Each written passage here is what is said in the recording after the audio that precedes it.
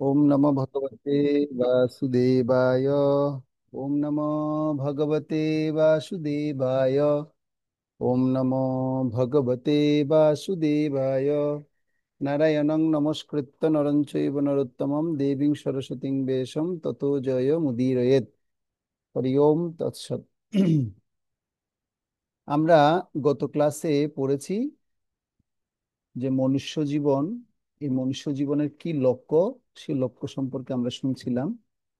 দুর্লভ এই মানব দেহ, পায়া কি করো ভাবনা কেহ, এবে না বুঝিলে যশোদা সুত চরম পরিবে লাজে। এই দুর্লভ মনুষ্য জীবন পেয়ে যদি আমি ভগবানকে যদি ভজন না করি, তাহলে আমরা লজ্জায় পড়বো। কেন লজ্জায় পড়বো? তার কথা আমরা শুনছিলাম ভগবদ গীতার অষ্টম অধ্যায়ের 15 নম্বর শ্লোকে। কেন এই অষ্টম অধ্যায় 15 নম্বর শ্লোকে এটা বলা হয়েছে? মামু পেত্ত পুনর্জন্ম দুঃখালয় অশাশ্বতম নাপ্নুবন্তি মহাত্মানঃ সংসিদ্ধিম পরমাম গতঃ। তো আমরা এই শ্লোকটা শিখেছি। তো এই শ্লোকের মূল লক্ষ্য হচ্ছে, মূল লক্ষ্য এবং মূল আলোচনা বিষয়বস্তু হচ্ছে এই জগৎটা দুঃখের আলো দ্বারা গঠিত। এই দুঃখময় জগৎ থেকে মুক্তি পেতে গেলে অবশ্যই আমাদের এই মনুষ্য জীবন সার্থক করতে হবে। কিভাবে সার্থক করতে হবে? আগে এই দুঃখগুলো আমাকে ভালো মতো জানতে হবে, জেনে এই দুঃখের থেকে মুক্তির পথ আমাকে খুঁজতে হবে, তাই তো? যদি দুঃখগুলো ভালো মতো যদি আমার জানা না হয়, তাহলে আমি কিভাবে মুক্ত হব? দুঃখগুলো যদি ভালো মতো যদি না জানি, না শুনি, তাহলে আমি কি দুঃখ সেটা তো জানি না। মানুষ এই জগতের দুঃখ কি সেটা জানে না। মানুষ এই জগতে সবসময় কিসে থাকতে চাই? সবসময় সুখে আনন্দে থাকতে চাই। তথাপি কি আনন্দে থাকতে পারে? তথা কি সুখে থাকতে পারে? সুখ চাইলেও কিন্তু সুখের পিছু পিছু দুঃখটা কিন্তু রয়েই গেছে। সেজন্য ভগবান এই জগতের নাম দিয়েছে কি বললাম? দুঃখালয়। দুঃখালয়ম বলেছেন। যেমন আমি উদাহরণ দিয়েছিলাম, বিদ্যালয়ে গেলে কি পাওয়া যায়? বিদ্যা যোগ আলয়, মানে বিদ্যা পাওয়া যায়। হিমালয়ে গেলে কি পাওয়া যাবে? হিম যোগ আলয়, মানে বরফ পাওয়া যাবে। তারপর সুখালয়ে গেলে কি পাওয়া যাবে? সুখ যোগ আলয়, মানে সুখ সুখ পাওয়া যাবে। আর যদি মদিরালয়ে যাই, মদ যোগ আলয়, মানে মদ পাওয়া যাবে। মদিরালয়ে কি পাওয়া যায়? মদ পাওয়া যায়। আর যদি উম, শিল্পালয়ে যাই, শিল্পালয়ে গেলে কি পাবে? বিভিন্ন রকম শিল্পকর্ম পাওয়া যাবে। আর যদি দুঃখালয়ে থাকি, তাহলে কি পাওয়া যাবে? দুঃখ পাওয়া যাবে। সেজন্য এই জগতের নাম ভগবান শ্রীকৃষ্ণ ভগবদ গীতায় উল্লেখ করেছেন। কি উল্লেখ করেছেন? শ্লোকে আমরা শিখেছি। কি বলেছেন? যে দুঃখালয়ম অশাশ্বতম। এই জগৎকে ভগবান সুন্দর নাম দিয়েছেন যে দুঃখালয়ম অশাশ্বতম। এই জগৎ মামু পেত্ত পুনর্জন্ম দুঃখালয়ম অশাশ্বতম।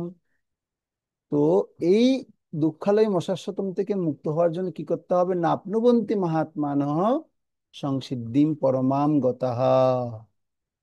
তো মহাত্মাগণ, ভক্তিপরায়ণ যোগীগণ আমাকে লাভ করে আর এই দুঃখপূর্ণ নশ্বর সংসারে কি বলছে? মহাত্মাগণই কি করতে পারে? ভক্তিপরায়ণ যারা, যাদের ভক্তি অনুশীলন করছে। ভক্তি অনুশীলন করা শব্দের অর্থ কি?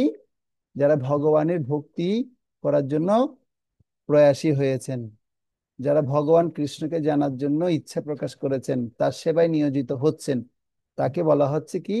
ভক্তি পরায়ণ হওয়া। তো ভক্তি সংজ্ঞা কি বলা হচ্ছে? ইন আমি এখন একটা সংজ্ঞা বলছি, এটা সবাই মনে রাখবো, ঠিক আছে? ঋষি কেন ঋষি কেশম সেবনং ভক্তির উচ্চতে। অর্থাৎ ঋষি মানে হচ্ছে ভগবান শ্রীকৃষ্ণের একটা নাম হচ্ছে ঋষিকেশ। আর এই ঋষিকেশের সেবায়, ঋষি ঋষিকেশ শব্দের অর্থ কি? ঋষিক মানে হচ্ছে ইন্দ্রিয় সমূহ। ঋষি মানে কি? ইন্দ্রিয় সমূহ। আর ইন্দ্রিয় সমূহের অধিপতি যিনি, সে অধিপতির সেবায় যিনি নিয়োজিত হবেন বা নিযুক্ত হবেন, তাকে কি বলা হচ্ছে? হুম, তাকে ভক্ত বলা হচ্ছে। আর ঋষিকেশকে, এই ইন্দ্রিয়ের অধিপতিকে ভগবান।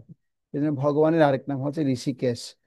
ভক্তি রসামৃত সিন্ধু গ্রন্থে, হ্যাঁ, শিলরূপ গোস্বামী এই শ্লোকটা বলেছেন, ঋষি কেন ঋষিকেশম সেবনং ভক্তি উচ্চতে।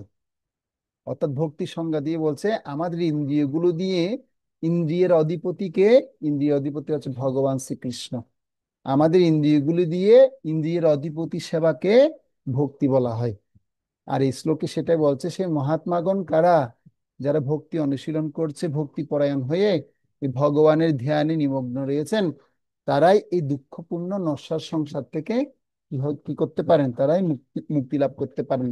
তাদের আর পুনরায় এই দুঃখময় সংসারে জন্মগ্রহণ করতে হয় না।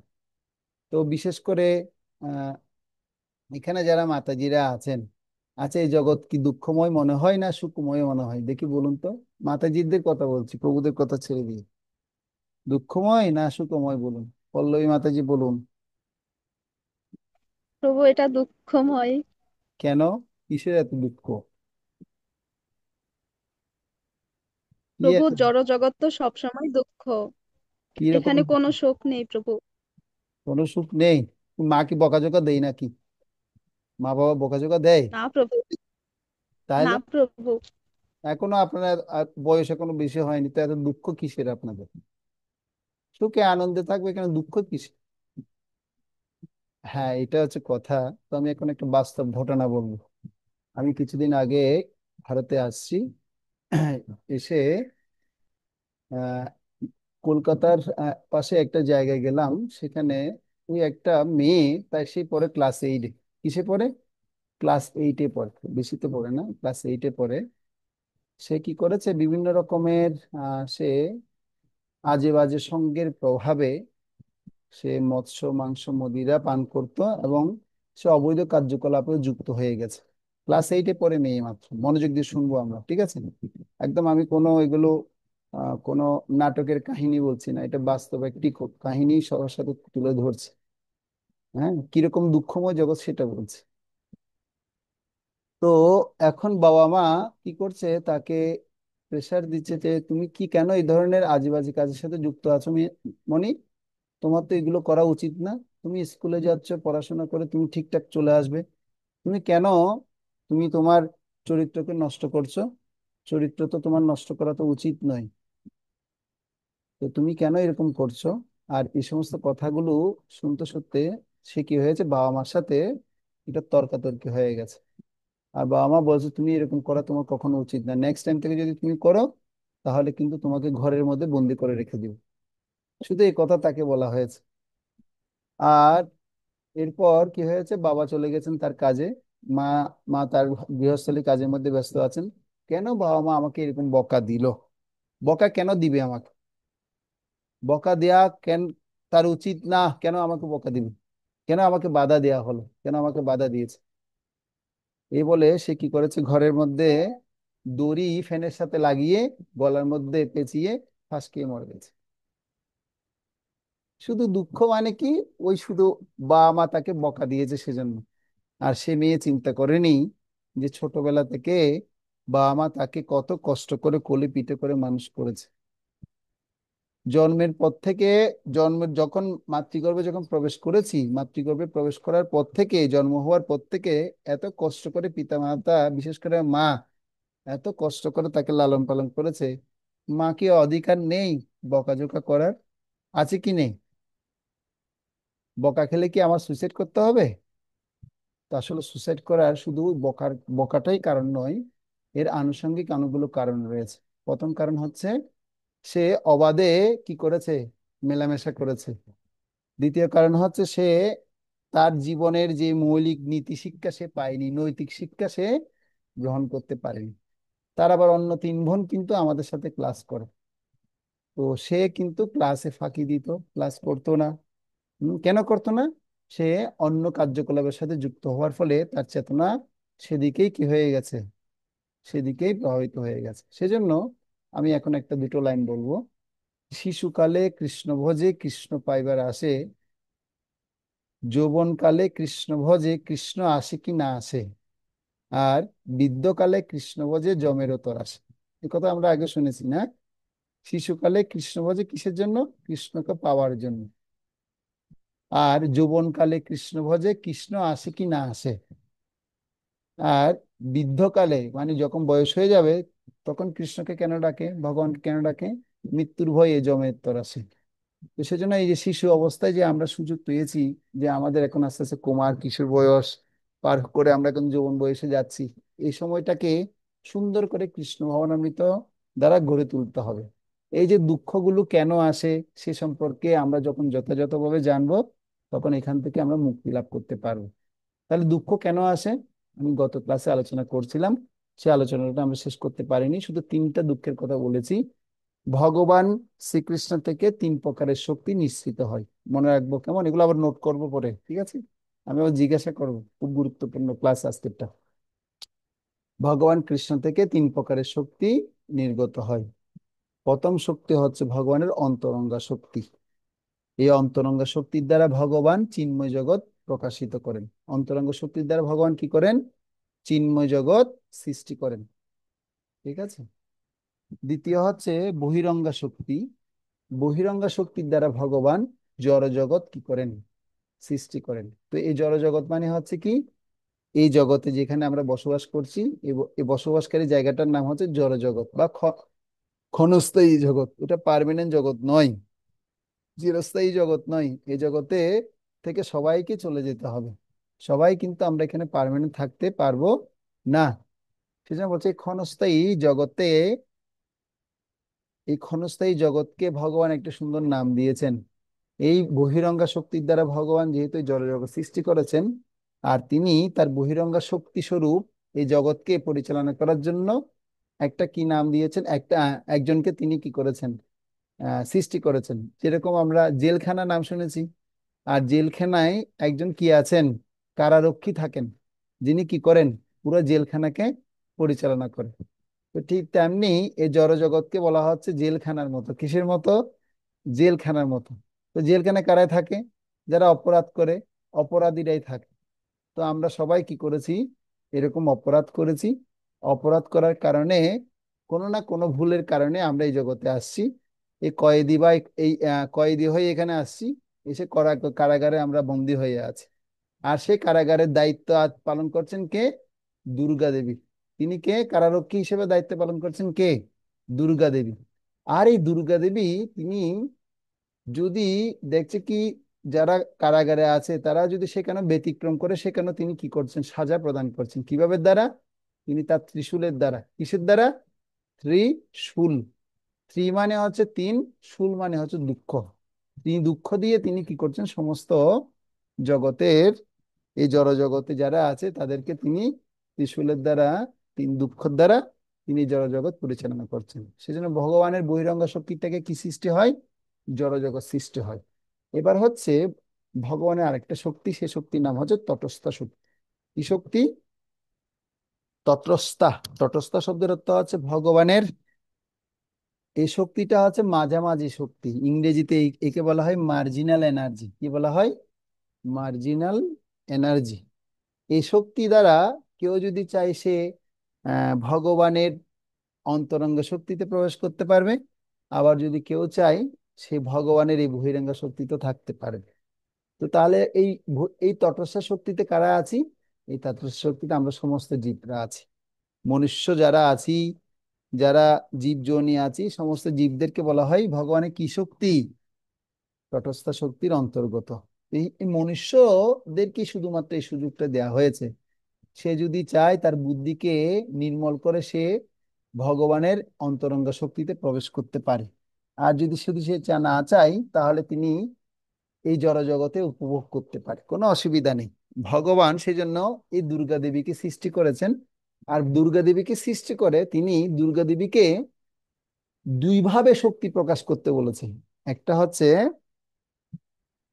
মহামায়া শক্তি, আর একটা হচ্ছে যোগমায়া শক্তি। একটা হচ্ছে মহামায়া শক্তি, আর একটা হচ্ছে যোগমায়া শক্তি। ভগবান শ্রীকৃষ্ণের এই বহিরঙ্গা শক্তি দুর্গা দেবী দুইভাবে শক্তি কি করেন? এই জড়জগতে বদ্ধ জীবদেরকে দিয়ে থাকেন। তো তাহলে কোন জীবকে তিনি বহিরঙ্গা শক্তি দেন, আর কোন জীবকে তিনি অন্তরঙ্গ শক্তিতে নিয়োজিত করেন? তো এই দুর্গা দেবীর কাছে দুই প্রকারের শক্তি রয়েছে। তো যারা দুর্গা দেবীর কাছ থেকে শুধুমাত্র কামনা বাসনা পূরণ করার জন্য শক্তি প্রার্থনা করে, হ্যাঁ, ধনং দেহি, যশং দেহি, পুত্রং দেহি, বিদ্যাং দেহি, যশ দেহি, এ ধরনের যারা কামনা করবে, হ্যাঁ, তাদেরকে কি করবে? তাদেরকে দুর্গা দেবী বহিরঙ্গ শক্তিতে রাখবে। কি কি কি শক্তিতে? বহিরঙ্গা শক্তি। এই বহিরঙ্গা শক্তিতে তাদেরকে দিবে। ঠিক আছে, তথাস্তু। ধন চাও দিলাম, জন চাও দিলাম, পতি চাও দিলাম, তারপরে বলা হচ্ছে বিদ্যা চাও দিলাম, শক্তি চাও সব দিলাম, তথাস্তু তথাস্তু তথাস্তু। এবার নিয়ে তুমি এই জড়জগতে মত্ত হয়ে থাকো। তুমি এইখানটাই খাও দাও ফুর্তি করো, এবং দুনিয়াটা মস্ত করে যেমন খুশি তেমন উপভোগ করো। আর এখানটার মধ্যে তুমি পুনরায় জন্মগ্রহণ করে এই জগতে বন্দি থাক। দুর্গা দেবী তাদেরকে দেন, সে সুযোগ দেন। তো দুর্গা দেবী আরেকটা সুন্দর সুযোগ দেন, যেটা হচ্ছে যোগমায়া শক্তি। এই শক্তিটা হচ্ছে দুর্গা দেবীর মানে মহামায়া শক্তি বা বহিরঙ্গা শক্তি। মহামায়া শক্তি বলতে পারি। আরেকটা হচ্ছে যোগমায়া শক্তি, দুর্গা দেবী দেয়। আর সেই যোগমায়া শক্তির কাজ হচ্ছে কি, এই যোগমায়া শক্তির দ্বারা দুর্গা দেবী তিনি সমস্ত যত কি আছে ভক্ত যারা আছে, সেই ভক্তরা দুর্গা দেবীর কাছে প্রার্থনা করে, হে হে দেবী দুর্গা মাতা, আমরা যেন একটু পরম প্রভু ভগবান শ্রীকৃষ্ণকে যেন একটু ভক্তি করতে পারি, তার কৃপা যেন আমরা প্রাপ্ত হতে পারি, তার জন্য আশীর্বাদ আমরা যেন লাভ করতে পারি। হে কাত্যায়নী মাতা, আপনি যদি একটু আমাদের আশীর্বাদ করতেন। তো উদাহরণ হচ্ছে, ভগবানের এরকম পরম ভক্ত ছিল গোপিকারা। গোপিকারা কি করেছে, তারা এই কাত্যায়নী ব্রত পালন করেছে। আর এই কাত্যায়নী ব্রত পালন করার মাধ্যমে তারা ভগবান শ্রীকৃষ্ণকে পতিরূপে প্রাপ্ত হয়েছে। বুঝা যাচ্ছে কি বলছি? তো সেজন্য এই দুর্গা দেবী আমাদেরকে দুই প্রকারের শক্তি তিনি প্রদান করেন, একটা হচ্ছে যোগমায়া শক্তি, আর একটা হচ্ছে মহামায়া শক্তি। তাহলে যোগমায়া শক্তি হচ্ছে ভক্তদের জন্য, আর মহামায়া শক্তি হচ্ছে, মহামায়া শক্তি হচ্ছে কাদের জন্য? মহামায়া শক্তি হচ্ছে জড় জগতে যারা ভোগ উপভোগ করতে চায় তাদের জন্য।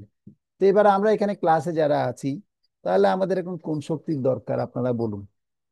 কোন শক্তি আপনারা চান? কে বলবেন প্রথমে, হাত তুলুন।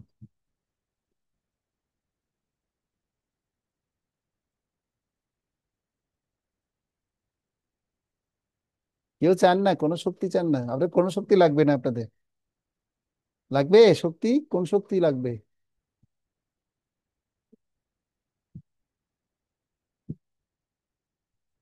যোগমায়া লাগবে না মহামায়া লাগবে কি? কেউ বলছে না। আচ্ছা, মনে হয় কোনো শক্তি লাগবে না প্রভু, কোনো শুধু শক্তি। কৃষ্ণ সেবার শক্তি দিলে হবে। তো কৃষ্ণ সেবার শক্তিটা কোথার থেকে পাবে? হ্যাঁ, প্রাণেশ্বরী মাতাজি বলো তো। হরে কৃষ্ণ প্রভু, যোগমায়া শক্তি। হ্যাঁ, তো যারা ভগবানের ভক্ত তারা দুর্গা দেবীর কাছে এই যোগমায়া শক্তি প্রার্থনা করে। আর এই যোগমায়া শক্তি প্রার্থনা করা মানে, হে কৃষ্ণ, হে হে দেবী মাতা দুর্গা দেবী, আপনি যেহেতু এই কারাগারটা কি করছেন, পরিচালনা করছেন, জড়জগৎ পরিচালনা করছেন, আমি যে কোনো মুহূর্তে তোমাকে তোমার এই শক্তির দ্বারা প্রভাবিত হয়ে কৃষ্ণকে ভুলে যেতে পারি। সেজন্য তুমি আমাকে এমন আশীর্বাদ দাও, আমি যেন কি করতে পারি, কৃষ্ণকে যেন মনে রাখতে পারি। কৃষ্ণকে মনে রাখতে চাইলে এই দুর্গা দেবীর প্রার্থনা লাগবে কিন্তু। আমরা তো ভুল করি, আমরা কোনো দেব দেবীদেরকে মানতে চাই না, এটা কিন্তু আমাদের একটা অপরাধ। হ্যাঁ, সেজন্য প্রতিটি দেব দেবতাকে আমাদের সম্মান করা উচিত, আর প্রত্যেকের কাছ থেকে আমাদের আশীর্বাদ প্রার্থনা করা উচিত। আপনারা যেভাবে কৃষ্ণ ভক্তি অনুশীলন করছেন, যেভাবে আপনারা কৃষ্ণের কৃপা প্রাপ্ত হচ্ছেন, আমরা যেন সেভাবে, আমি যেন সেবা করতে পারি, সেভাবে আশীর্বাদ আপনি আমাকে করুন। ঠিক আছে, তো এই দুর্গা দেবী কি করছে, তিনি এই জড়জগতে তিনটা ক্লেশ কি করছেন, সমস্ত জীবদেরকে দিচ্ছেন। সেই ক্লেশগুলোর কথা আমরা এখন আজকে আলোচনা করব। প্রথম ক্লেশ হচ্ছে আদি দৈবিক ক্লেশ। তো দৈবিক ক্লেশের কথা আমি গত ক্লাসে বলেছিলাম। তো দৈবিক ক্লেশ সম্পর্কে আপনারা শুনেছেন, যে প্রাকৃতিক দুর্যোগের কারণে প্রাপ্ত দুঃখ। তো বিভিন্ন রকমের ক্লেশের মধ্যে এই আদি দৈবিক ক্লেশ, যেমন ঘূ- ঘূর্ণিঝড় হচ্ছে, জলোচ্ছ্বাস হচ্ছে, ভূমিকম্প হচ্ছে, হ্যাঁ, তো ফরেস্টের মধ্যে আগুন ধরে যাচ্ছে, এই সমস্ত ক্লেশগুলোকে বলা হচ্ছে কি, দৈবিক ক্লেশ, অর্থাৎ দেবতাদের থেকে প্রাপ্ত দুঃখ।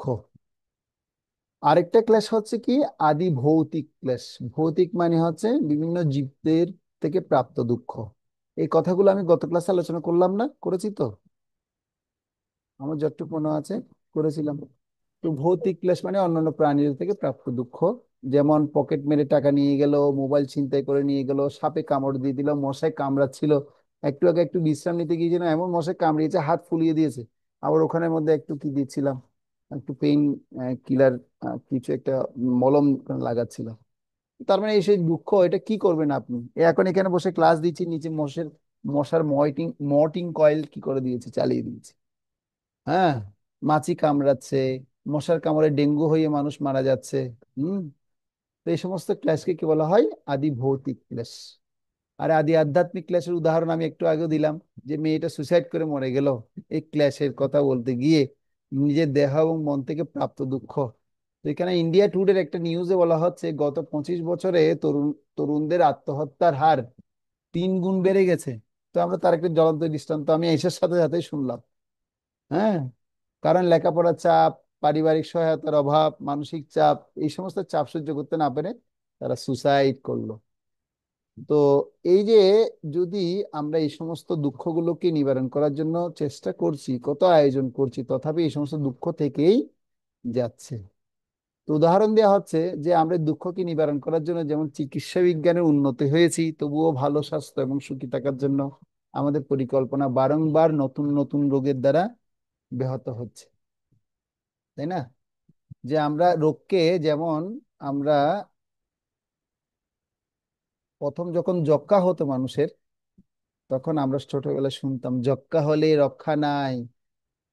কিন্তু যখন একটু বড় হয়েছি, তখন বলছে যক্ষ্মা হলে রক্ষা নাই, এ কথার ভিত্তি নাই। মানে কি, ওষুধ তৈরি হয়ে গেছে। এই যক্ষ্মা রোগ থেকে বাঁচার জন্য কি তৈরি হয়ে গেছে? ওষুধ তৈরি হয়ে গেছে।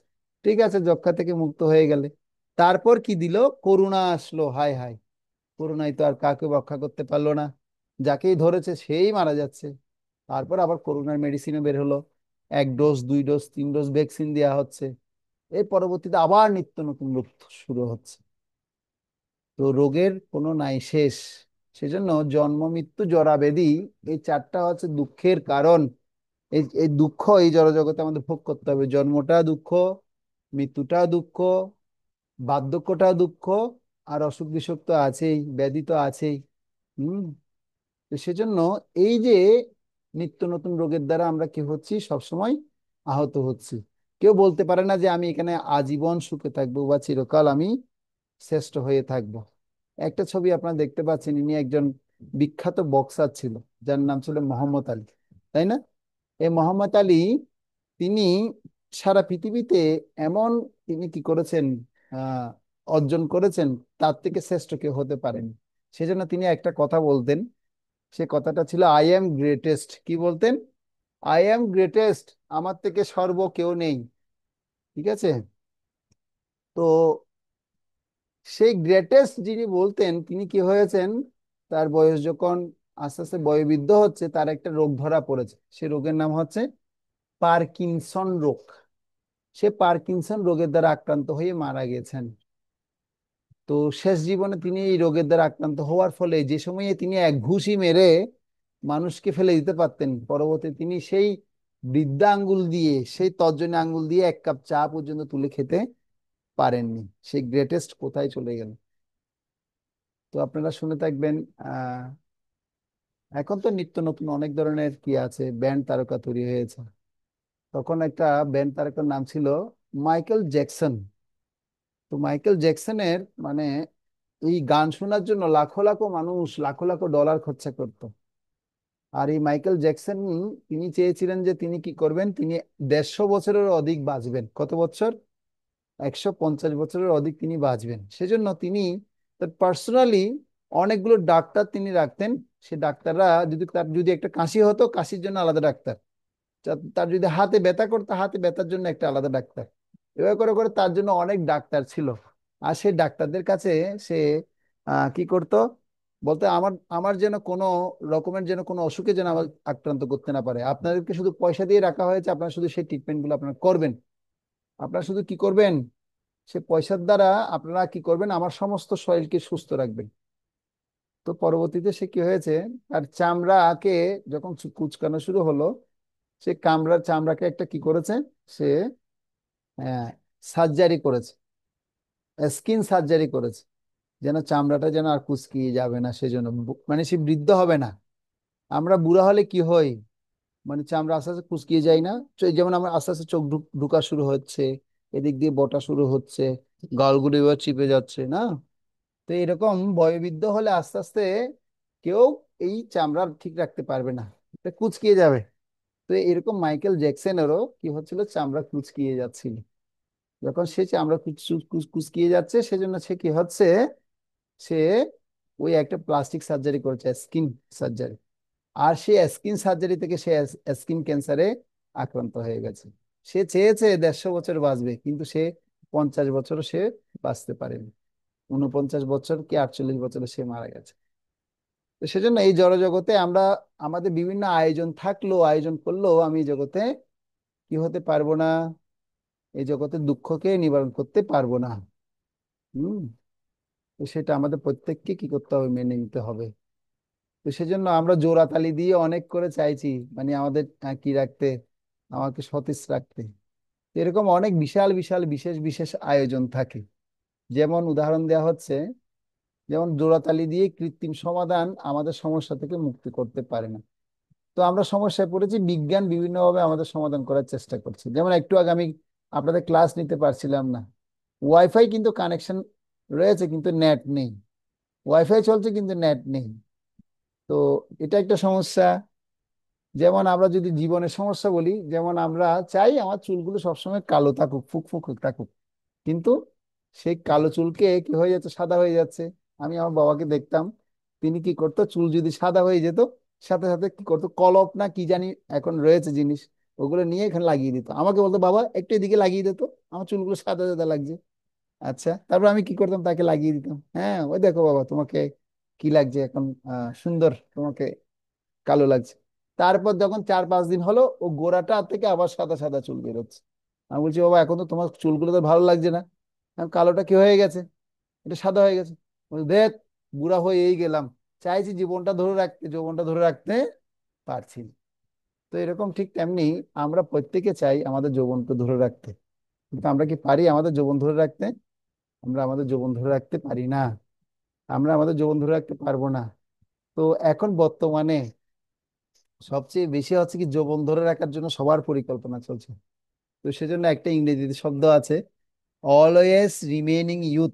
মানে আমি সবসময় কি থাকতে চাই, যৌবন থাকতে চাই। সেজন্য দেখবেন আপনার প্রতি ঘরে ঘরে এখন বিউটি পার্লার। প্রতি ঘরে ঘরে না, প্রতি ডেস্কে ডেস্কে এখন বিউটি পার্লার।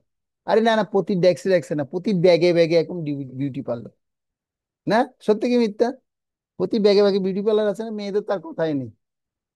মেয়ে না, মেয়েদের এটা ভগবান একটা আলাদা কি দিয়েছেন, ওদের এই এই এই জায়গাতে একটা আলাদা আনন্দ থাকে, তাদেরকে দিয়েছেন। প্রতি ডেস্কে ডেস্কে, প্রতি ব্যাগে ব্যাগে, ব্যাগে না এখন ছোট এমন মেকআপ বক্স হয়ে গেছে, সেই মেকআপ বক্সে 7-8 ধরনের কি থাকে, আইটেম থাকে, একটু লাল একটু নীল। না, আমি ফাইন্যান্সের স্টুডেন্ট, আমি জানি, সে দেখি, আমি অবজার্ভ করি।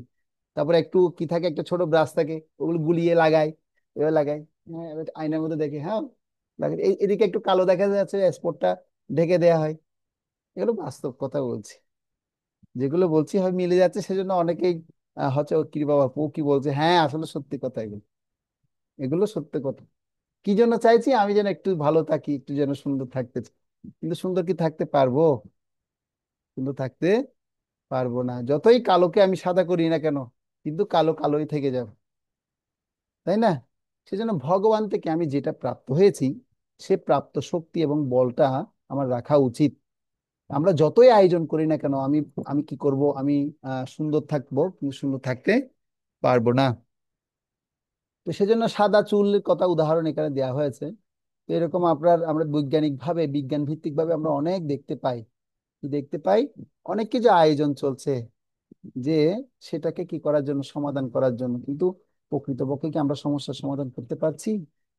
বার্ধক্যে, মানে আমেরিকায় এমন এমন কিছু কি আছে, ইনস্টিটিউশন আছে, যেখানে কি হবে, আপনি বুড়া হলে দেখুন, এই যে এখানে বুড়ার ছবি দেখতে পাচ্ছেন আপনারা, এই বৃদ্ধের ছবি, সাদা চুল হয়ে গেছে, চামড়া কুচকিয়ে গেছে। তো কুচকানো ত্বককে কি করা হচ্ছে, ফেস লিফট ব্যবহার করে সে চামড়াটাকে কি বানানো হয়েছে, সেটাকে একদম শক্তিশালী ভাবে আবার যৌবন সম্পন্ন করা হচ্ছে। ঠিক আছে? সেটা হচ্ছে শুধুমাত্র টেম্পোরারি একটা সময়ের জন্য। এই দেখুন এখানে বার্ধক্য, আর এদিকে ইউথ বানানোর চেষ্টা চলছে। তো ব্যথার জন্য কি করছে, পিঠের ব্যথা, পেটে ব্যথা, পেইন রিলিফ। আমি একটু কয়েকদিন ধরে কোমরের মধ্যে ব্যথা অনুভব করছি, ছোট একটা অক্স, কি করছি, আমি মেডিসিন লাগাচ্ছি, কিছুক্ষণ কমে আবার কিছুক্ষণ ব্যথা শুরু হয়, আবার ব্যথানাশক ব্যবহার করি। হ্যাঁ, শ্বাসহীনতা এবং মৃত্যু, তার জন্য অক্সিজেনের টিউব ব্যবহার করছি। তো এত কিছু ব্যবহার করা সত্ত্বেও আমি কি আসলে মুক্তি হতে পারছি? একটি সমস্যাকে তখনই প্রকৃত সমস্যা হিসেবে বিবেচনা করা হয় যদি তার নিচের তিনটি শর্ত পূরণ করে। সেটা হচ্ছে কি, দেখুন,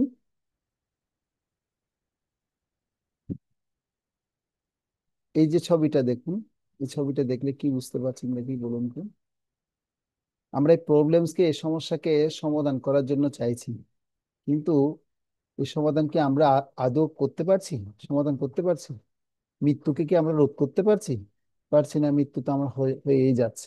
সেজন্য প্রকৃত সমস্যা সম্পর্কে ভগবদ গীতার 13 অধ্যায়ের 8 থেকে 12 নম্বর শ্লোকে ভগবান বলেছেন প্রকৃত সমস্যা কি। সে প্রকৃত সমস্যার কথা ভগবান ভগবদ গীতার 13 অধ্যায়ের 8 থেকে 12 নম্বর শ্লোকে তিনি কি করছেন, বলছেন যে জীবনের প্রকৃত সমস্যা হচ্ছে জন্ম মৃত্যু জরা ব্যাধি দুঃখ দোষানুদর্শনম। মানে জন্ম, মৃত্যু, জরা এবং ব্যাধি হচ্ছে একমাত্র দুঃখের কারণ। তো আপনাদের আগামী ক্লাসে পড়া থাকবে 13 অধ্যায়ের 8 নম্বর শ্লোক। তো আমি সেই শ্লোকটা একটু আপনাদেরকে আমি চর্চা করাচ্ছি। সেই শ্লোকটা আপনারা আমার সাথে সাথে একটু অনুশীলন করে নিন, তাহলে আগামী ক্লাসে আপনারা সেটা পড়তে সুবিধা হবে। আমি শ্লোকের পড়াও দিয়ে দিচ্ছি ক্লাসের সাথে সাথে, তো আপনারা সেই শ্লোকটা পড়বেন। 13 অধ্যায়ের 8 নম্বর শ্লোক সবাই খুলুন, ভগবদ গীতা যাদের কাছে আছে।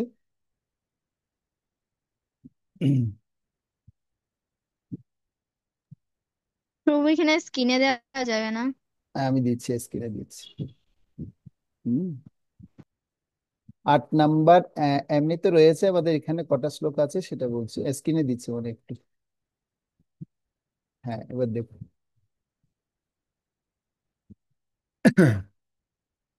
আশা করি দেখতে পাচ্ছি সবাই, না? তো 13 অধ্যায়ের 8 থেকে 12 নম্বর যে শ্লোকগুলো, এই শ্লোকগুলো হচ্ছে একজন ভক্তের যোগ্যতা, যোগ্যতা সম্পর্কে বলা হচ্ছে। কেউ যদি এই যোগ্যতাগুলো বুঝতে পারে তাহলে তাকে এই জড়জগতার কষ্ট ভোগ করতে হবে না।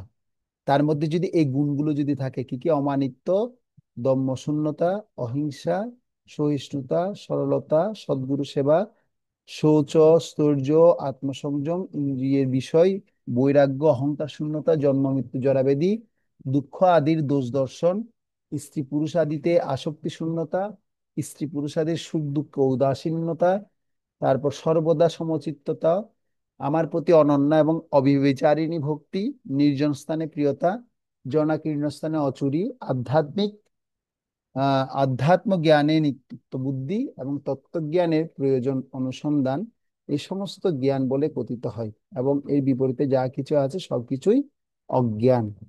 তো এই প্রভু জগৎ, শ্লোকটা আর একটু দ্বারা দ্বারা আরেকবার বলতেন দ্বারা বলছি, যদি। বলছি বলছি একটু ওটা শ্লোকটা পড়ে শোনাবো তো। আমি এটার অনুবাদটা বললাম। হুম। এবার একটু ধৈর্য ধরতে হবে, ধৈর্যের কথা এখানে বলা হচ্ছে। 8 থেকে 12 নম্বর শ্লোক, 13 অধ্যায়ের 8 থেকে 12 নম্বর শ্লোকগুলো আমরা শিখবো। এগুলো আমাদের এই ক্লাস শেষ করতে করতে হলো এই শ্লোকগুলো শিখবো। আর যদি পারা যায় প্রতিদিন আমরা এই শ্লোকগুলো কি করতে পারি, একবার একবার পড়তে পারি। যদি এটা আমাদের 100 বার পড়া হয়, সব শ্লোক মুখস্থ হয়ে যাবে। ঠিক আছে, প্রতিদিন যদি একবার একবার পড়ি, 100 দিনে এই শ্লোকগুলো সব মুখস্থ হয়ে যাবে। 100 দিন লাগবেও না অনেকে, তাই না? তো আমি কি করি, এই সমস্ত শ্লোক শেখার জন্য আমি শ্লোকগুলো লিখে আমার সামনে লিখে রেখে রাখি, লিখতে মানে আমি যে ডায়েরিটা সবসময় পড়ি, সেই ডায়েরির সামনে উল্টিয়ে সবসময় রেখে পড়ি সেটা। তো আপনার পড়ার টেবিলে সেই শ্লোকগুলো কি করতে পারেন, লিখে রাখতে পারেন, লিখে সেগুলো পড়তে পারেন। ঠিক আছে, তাহলে 13 অধ্যায়ের 12 থেকে আমরা 8 থেকে 12 নম্বর শ্লোক আমরা এখন পড়বো, কিন্তু শিখবো হচ্ছে 8 নাম্বারটা। ঠিক আছে, তারপর শিখবো হচ্ছে 9 নাম্বারটা, তারপর শিখবো হচ্ছে 10 নাম্বারটা, তারপর 11, তারপর 12, এইভাবে আস্তে আস্তে ধাপে ধাপে শিখবো। প্রাণেশ্বরী মাতাজি, কি প্রশ্ন আছে কোনো? হরে কৃষ্ণ প্রভু, হ্যাঁ। আমরা 8 নম্বর শ্লোক পড়া দিলে অনুবাদটা কি বলবো? এখানে তো সবগুলা মিলে অনুবাদ দেওয়া হয়েছে। হ্যাঁ, সেজন্য আগে শ্লোকগুলো যদি শিখতে পারি, দুটো শ্লোক শিখতে পারবো এই সপ্তাহে, দুটো, দুটো একটু কঠিন হ্যাঁ হয়ে প্রভু। যাবে। প্রভু আমি পারবো। আচ্ছা। তোমরা যদি বলো তাহলে দুটো দেওয়া হবে, না হলে দিব না দুটো, ঠিক আছে? একটা শিখলে হবে। হুম। হুম, পারবো প্রভু প্রভু। তাহলে অনুবাদ দিব না আমরা? প্রভু, ভয়েস করে দিলে ভালো হয় প্রভু। আচ্ছা, দিচ্ছি। ঠিক আছে, আগে আমরা পড়ি। প্রথমে হচ্ছে 13 অধ্যায়ের 8 নম্বর শ্লোক। অমানিত্যমদম্বিত্ব মহিংসা ক্ষান্তি আর্জবম আচার্য উপশনং শৌচম স্থূর্য আত্মবিনিগ্রহ। অমানিত্যম অদাম্বিত্ব অহিংসা ক্ষান্তিরার্জবম আচার্য উপশনং চৈব উপশনং শৌচম স্থূর্যমাত্মবিনিগ্রহ। অমানিত্যম অদাম্বিত্ব মহিংসা ক্ষান্তি আর্জবম আচার্য উপশনম শৌচম স্থূর্যমাত্মবিনিগ্রহ। এটা হচ্ছে 8 নম্বর শ্লোক।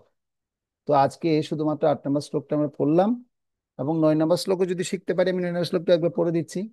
ইন্দ্রিয়ার্থেষু বৈরাগ্য মহংকার এব চ জন্ম মৃত্যু জরা বেদি দুঃখ দোষানুদর্শনম। ভগবদ গীতার এই শ্লোকে বলছে ভগবান, এই জন্ম মৃত্যু জরাবেদি, জরাবেদিকে যে দর্শন করতে পারবে, যে বুঝতে পারবে জন্ম হচ্ছে কত কষ্ট, মৃত্যুটা কত কষ্ট, ব্যাধিটা কত কষ্ট। হুম। আর বৃদ্ধি হচ্ছে স্থিতি, মানে আমার আস্তে আস্তে শিশু থেকে কুমার, কুমার থেকে যৌবন, যৌবন থেকে বার্ধক্য, এই যে বৃদ্ধিটা হচ্ছে, এই এটা জড়াটা বুঝাটা যে বুঝতে পারবে, সেই প্রকৃত আধ্যাত্মিক ব্যক্তি। ইন্দ্রিয়ার্থেষু বৈরাগ্য মহংকারম এব চ জন্ম মৃত্যু জরা বেদি দুঃখ দোষানুদর্শনম। ইন্দ্রিয়ার্থেষু বৈরাগ্য অহংকার এব চ জন্ম মৃত্যু জরা বেদি দুঃখ দোষানুদর্শনম। এরপরে শ্লোকে বলছে আসক্তিরনবিসঙ্গ পুত্র দ্বার গৃহাদিষু নিত্যম চ সমচিত্তত্ব মিষ্টানিষ্ট প্রপত্তিষু মুই চানেন্ন যোগেন মুই চানেন্ন যোগেন ভক্তির বেবিচারিণী বিভক্ত দেশ সেবিত্ত মরতি অর্জুন সংসদি আধ্যাত্মজ্ঞানম নিত্যত্বম তত্ত্বজ্ঞানার্থ দর্শনম এতজ জ্ঞানমিতি প্রক্তমজ্ঞানম যত তন্নতা। এ হচ্ছে প্রকৃতপক্ষে আমাদের 9 নম্বর শ্লোকেই বলা হয়েছে জন্ম মৃত্যু জরাবেদির কথাটাই উল্লেখ করা হয়েছে। তো 8 থেকে 12 নম্বর শ্লোক হচ্ছে প্রকৃত জ্ঞানবান ব্যক্তির কি কি লক্ষণ, সেটা বর্ণনা করা হয়েছে। তো আমরা চেষ্টা করব 8 থেকে 9 নম্বর শ্লোক শিখতে। যদি পারি খুব ভালো। সকলের জন্য গিফট থাকবে ভবিষ্যতে। হ্যাঁ, যদি মন্দিরে আসেন, আসবেন, আপনাদেরকে চকলেট গিফট দেওয়া হবে, চকলেট। ঠিক আছে, চকলেট খেয়ে যাবেন। হ্যাঁ। আচ্ছা, অন্যরা কোন সুখে দুঃখে এইভাবে ভিডিওগুলো এত সুন্দর করে অফ করে রেখেছেন? আপনার কি আদৌ ক্লাসে আছেন কিনা আমি জানি না। ঠিক আছে। হরে কৃষ্ণ প্রভু। প্রভু। ভিডিও অন করলে না প্রভু, আমার ওয়াইফাইটা একটু সমস্যা হয়, আচ্ছা, ঠিক আছে। এজন্য। ঠিক আছে, তাহলে অফ রাখ। আর যাদের সমস্যা না হয় তাহলে তারা তো অন রাখতে পারে। জি, কই কে রাখছে বাউলি কই? ঠিক আছে, তো এবার আমরা এর পরে আলোচনা করি। তাহলে এই জন্ম মৃত্যু জরাব্যাধির এই বিষয়ে আমরা এই শ্লোকটা শিখবো প্রত্যেকেই। যার সাউন্ড অন আছে, এলপি মাতাজি সাউন্ড অন হয়ে যাচ্ছে আপনার, বৃন্দা সাউন্ড অন হয়ে যাচ্ছে।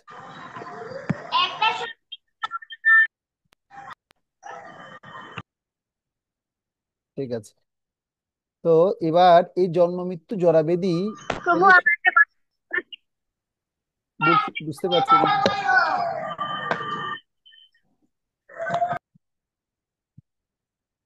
হ্যাঁ, এই জন্ম মৃত্যু জরাব্যাধি হচ্ছে এই জগতে প্রকৃত দুঃখ, আর কোনো দুঃখ নেই। কারো টাকার সমস্যা নেই, কারো থাকার সমস্যা নেই, তারা খাওয়ার সমস্যা নেই। এগুলো কেন সমস্যা দেখা দিচ্ছে? কারণ আমরা ভগবানের আইনকে মানছি না, বিধায় এই সমস্ত সমস্যাগুলো আমাদের দেখা দিচ্ছে। কিন্তু প্রকৃত সমস্যা হচ্ছে জন্ম মৃত্যু জরাব্যাধি। এই যে পশু পাখিরা, তারা কি কোনো কাজ করে? তারা এত খাবার কিভাবে পায়? এই হাতি এত কুইন্টাল কুইন্টাল খাবার খাচ্ছে, তার কি কোনো খাবারের অভাব হয়? সে এত খাবার কোথা থেকে পাচ্ছে? সে তো কোনো কাজ করছে না, বিজনেস করছে না। কিন্তু মানুষের কেন এত সমস্যা, এত অভাব কিসের? অভাব হচ্ছে মানুষের স্বভাবটা ভালো না, সেই জন্য। তো এখন তাহলে এই জগৎ থেকে মুক্ত তাহলে কিভাবে হতে পারবো? কারণ এই জগতে কোনো সুখ নেই। তাহলে প্রকৃত সুখ কোথায় আছে? কিন্তু ভগবত ধামই হচ্ছে এই সমস্ত সুখ দুঃখ সমস্যা থেকে সম্পূর্ণ মুক্ত স্থান। সেখানে গেলে তাহলে আমাদের আর এই দুঃখময় জগতে আর আমাদের থাকতে হবে না। কেউ যদি প্রকৃতপক্ষে ভগবানের ধাম সম্পর্কে জানবে, ভগবত ধামের প্রবেশ করবে, তাহলে তার এই দুঃখময় জগতে আর আসতে হবে না। কিন্তু ভগবানের ধাম এই সমস্ত দুঃখ সমস্যা থেকে সম্পূর্ণ মুক্ত। ভগবদ গীতা ও অন্যান্য বৈদিক শাস্ত্র আমাদেরকে ভগবান ও তার ধাম সম্পর্কে যাবতীয় তত্ত্ব কিভাবে শেখান, কিভাবে যেতে পারি তার শিক্ষা প্রদান করে। তাই আমাদের প্রকৃত বিষয় শিখতে হবে, ভগবানকে ভালোবাসতে হবে। ভগবানকে ভালোবাসা, এভাবে আমরা আমাদের প্রকৃত বাড়ি, অর্থাৎ প্রকৃত চিন্ময় জগৎ হচ্ছে আমাদের প্রকৃত ধাম, প্রকৃত বাড়ি, সেই ধামে প্রত্যেককে ফিরে যাওয়াটাই হচ্ছে আমাদের জীবনের, মানব জীবনের প্রকৃত লক্ষ্য। হম সেজন্য একটা সুন্দর কাহিনী রয়েছে, সেই কাহিনীর কথা আমরা এখন শুনবো। একটা শিক্ষামূলক কাহিনী। তুমি কি তুমি কি পাখিকে দেখতে পাও? তো এখানে বলা হচ্ছে, একটা সুন্দর, আপনারা কাহিনীটা সবাই জানেন, যে একদা কি ছিল, দ্রোণাচার্য ছিল। আর সেই দ্রোণাচার্যের একজন কি ছিল, একজন একজন না, সে দ্রোণাচার্য ছিলেন হচ্ছেন একজন অস্ত্রগুরু, বিজ্ঞ পণ্ডিত ব্রাহ্মণ। এবং সে সাথে তিনি তিনি ক্ষত্রিয়দেরকে তিনি কি করতেন, তিনি অস্ত্রবিদ্যা শিখাতেন।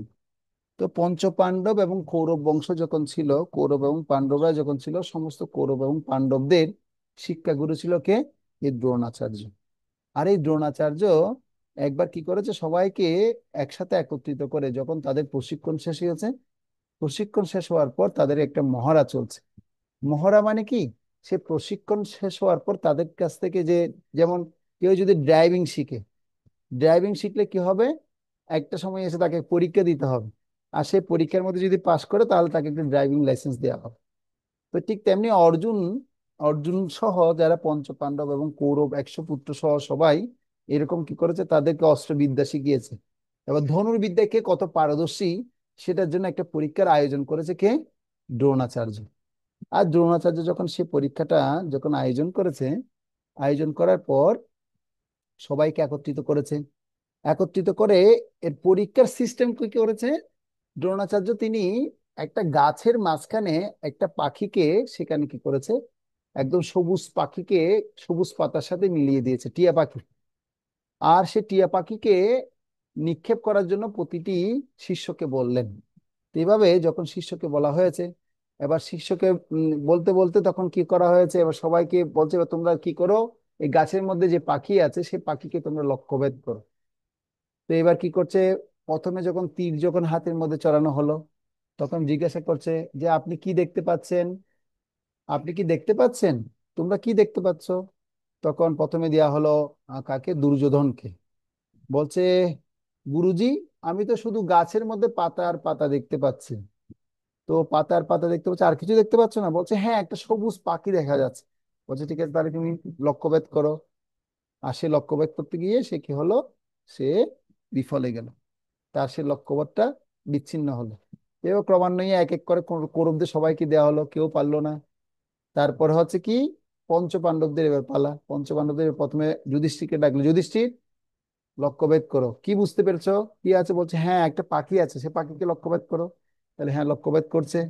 এই লক্ষ্যভেদ করে সেও ফেল করলো। এভাবে করে ক্রমান্বয়ে সবাই যখন ফেল করেছে, এবার শেষে আসছে হচ্ছে কে, অর্জুন। বলছে, অর্জুন, তুমি কি করো, তুমি এদিকে আসো, দেখো আবার কি দেখতে পাচ্ছ। তখন অর্জুন বলছে, বলছে গুরুদেব, আমি তো শুধু একটা কালো চোখ দেখতে পাচ্ছি। বলছে, কি বলছো, আর কিছু দেখতে পাচ্ছ না? বলছে, না গুরুদেব, আমি শুধু চোখটাই দেখতে পাচ্ছি।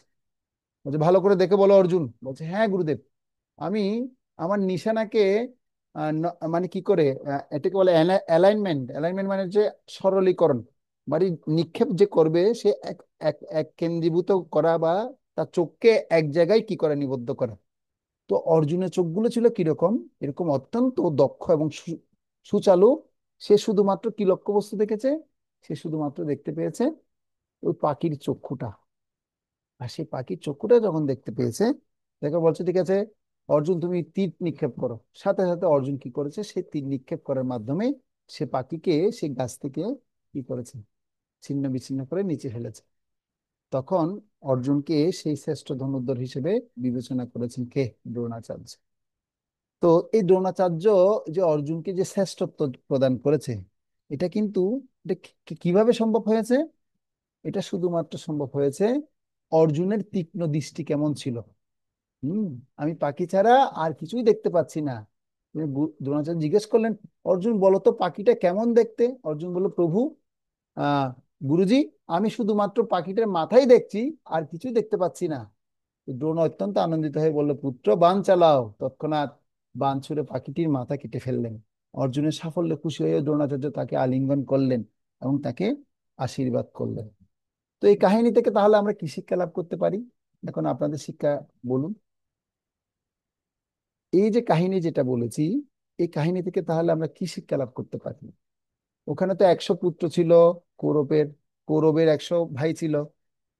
পঞ্চপাণ্ডবের পাঁচজন ছিল, সবাই তো লক্ষ্যভেদ করতে পারেনি। কিন্তু এই অর্জুন কিভাবে পারলো? এই শিক্ষাটা কি? এইখান থেকে আমরা কি শিক্ষা লাভ করতে পারি? হ্যাঁ, অনন্য ভৌমিক বলো। হরে কৃষ্ণ প্রভু, কোনো কিছু যদি জীবনে লক্ষ্য থাকে তাহলে ওইটার প্রতি আমাদের লক্ষ্য রাখতে হবে। হ্যাঁ, তাহলে আমরা জীবনে কিছু একটা করতে পারবো। Very good, very good. Thank you. যদি লক্ষ্য থাকে অটুট, যদি লক্ষ্য থাকে অটুট, বিশ্বাস এই হৃদয়ে, হবে হবে। হৃদয়ে হবে হবে, হ্যাঁ, হবে হবে দেখা, দেখা হবে এই জীবনে। একটা একটা দেখা শ্লোক আছে, হবে বিজয়। বিজয়। হ্যাঁ। আসি তো কথা। এটা আমরা শুনেছিলাম একটা কি, আহ কি একটা তখন একটা প্রোগ্রাম দেখাতো।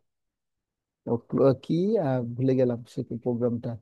তো ওখানে কম্পিটিশন হতো, ওই কম্পিটিশনের মধ্যে এই গানটা গাওয়া হতো, যদি লক্ষ্যটাকে অটুট। তো আমাদের লক্ষ্যটাও কি থাকতে হবে? অটুট থাকতে হবে। তো যেটা আমি করছি, কৃষ্ণ ভক্তি অনুশীলন করার জন্য চেষ্টা করছি, এই কৃষ্ণকে ভালো মতো জানতে হবে।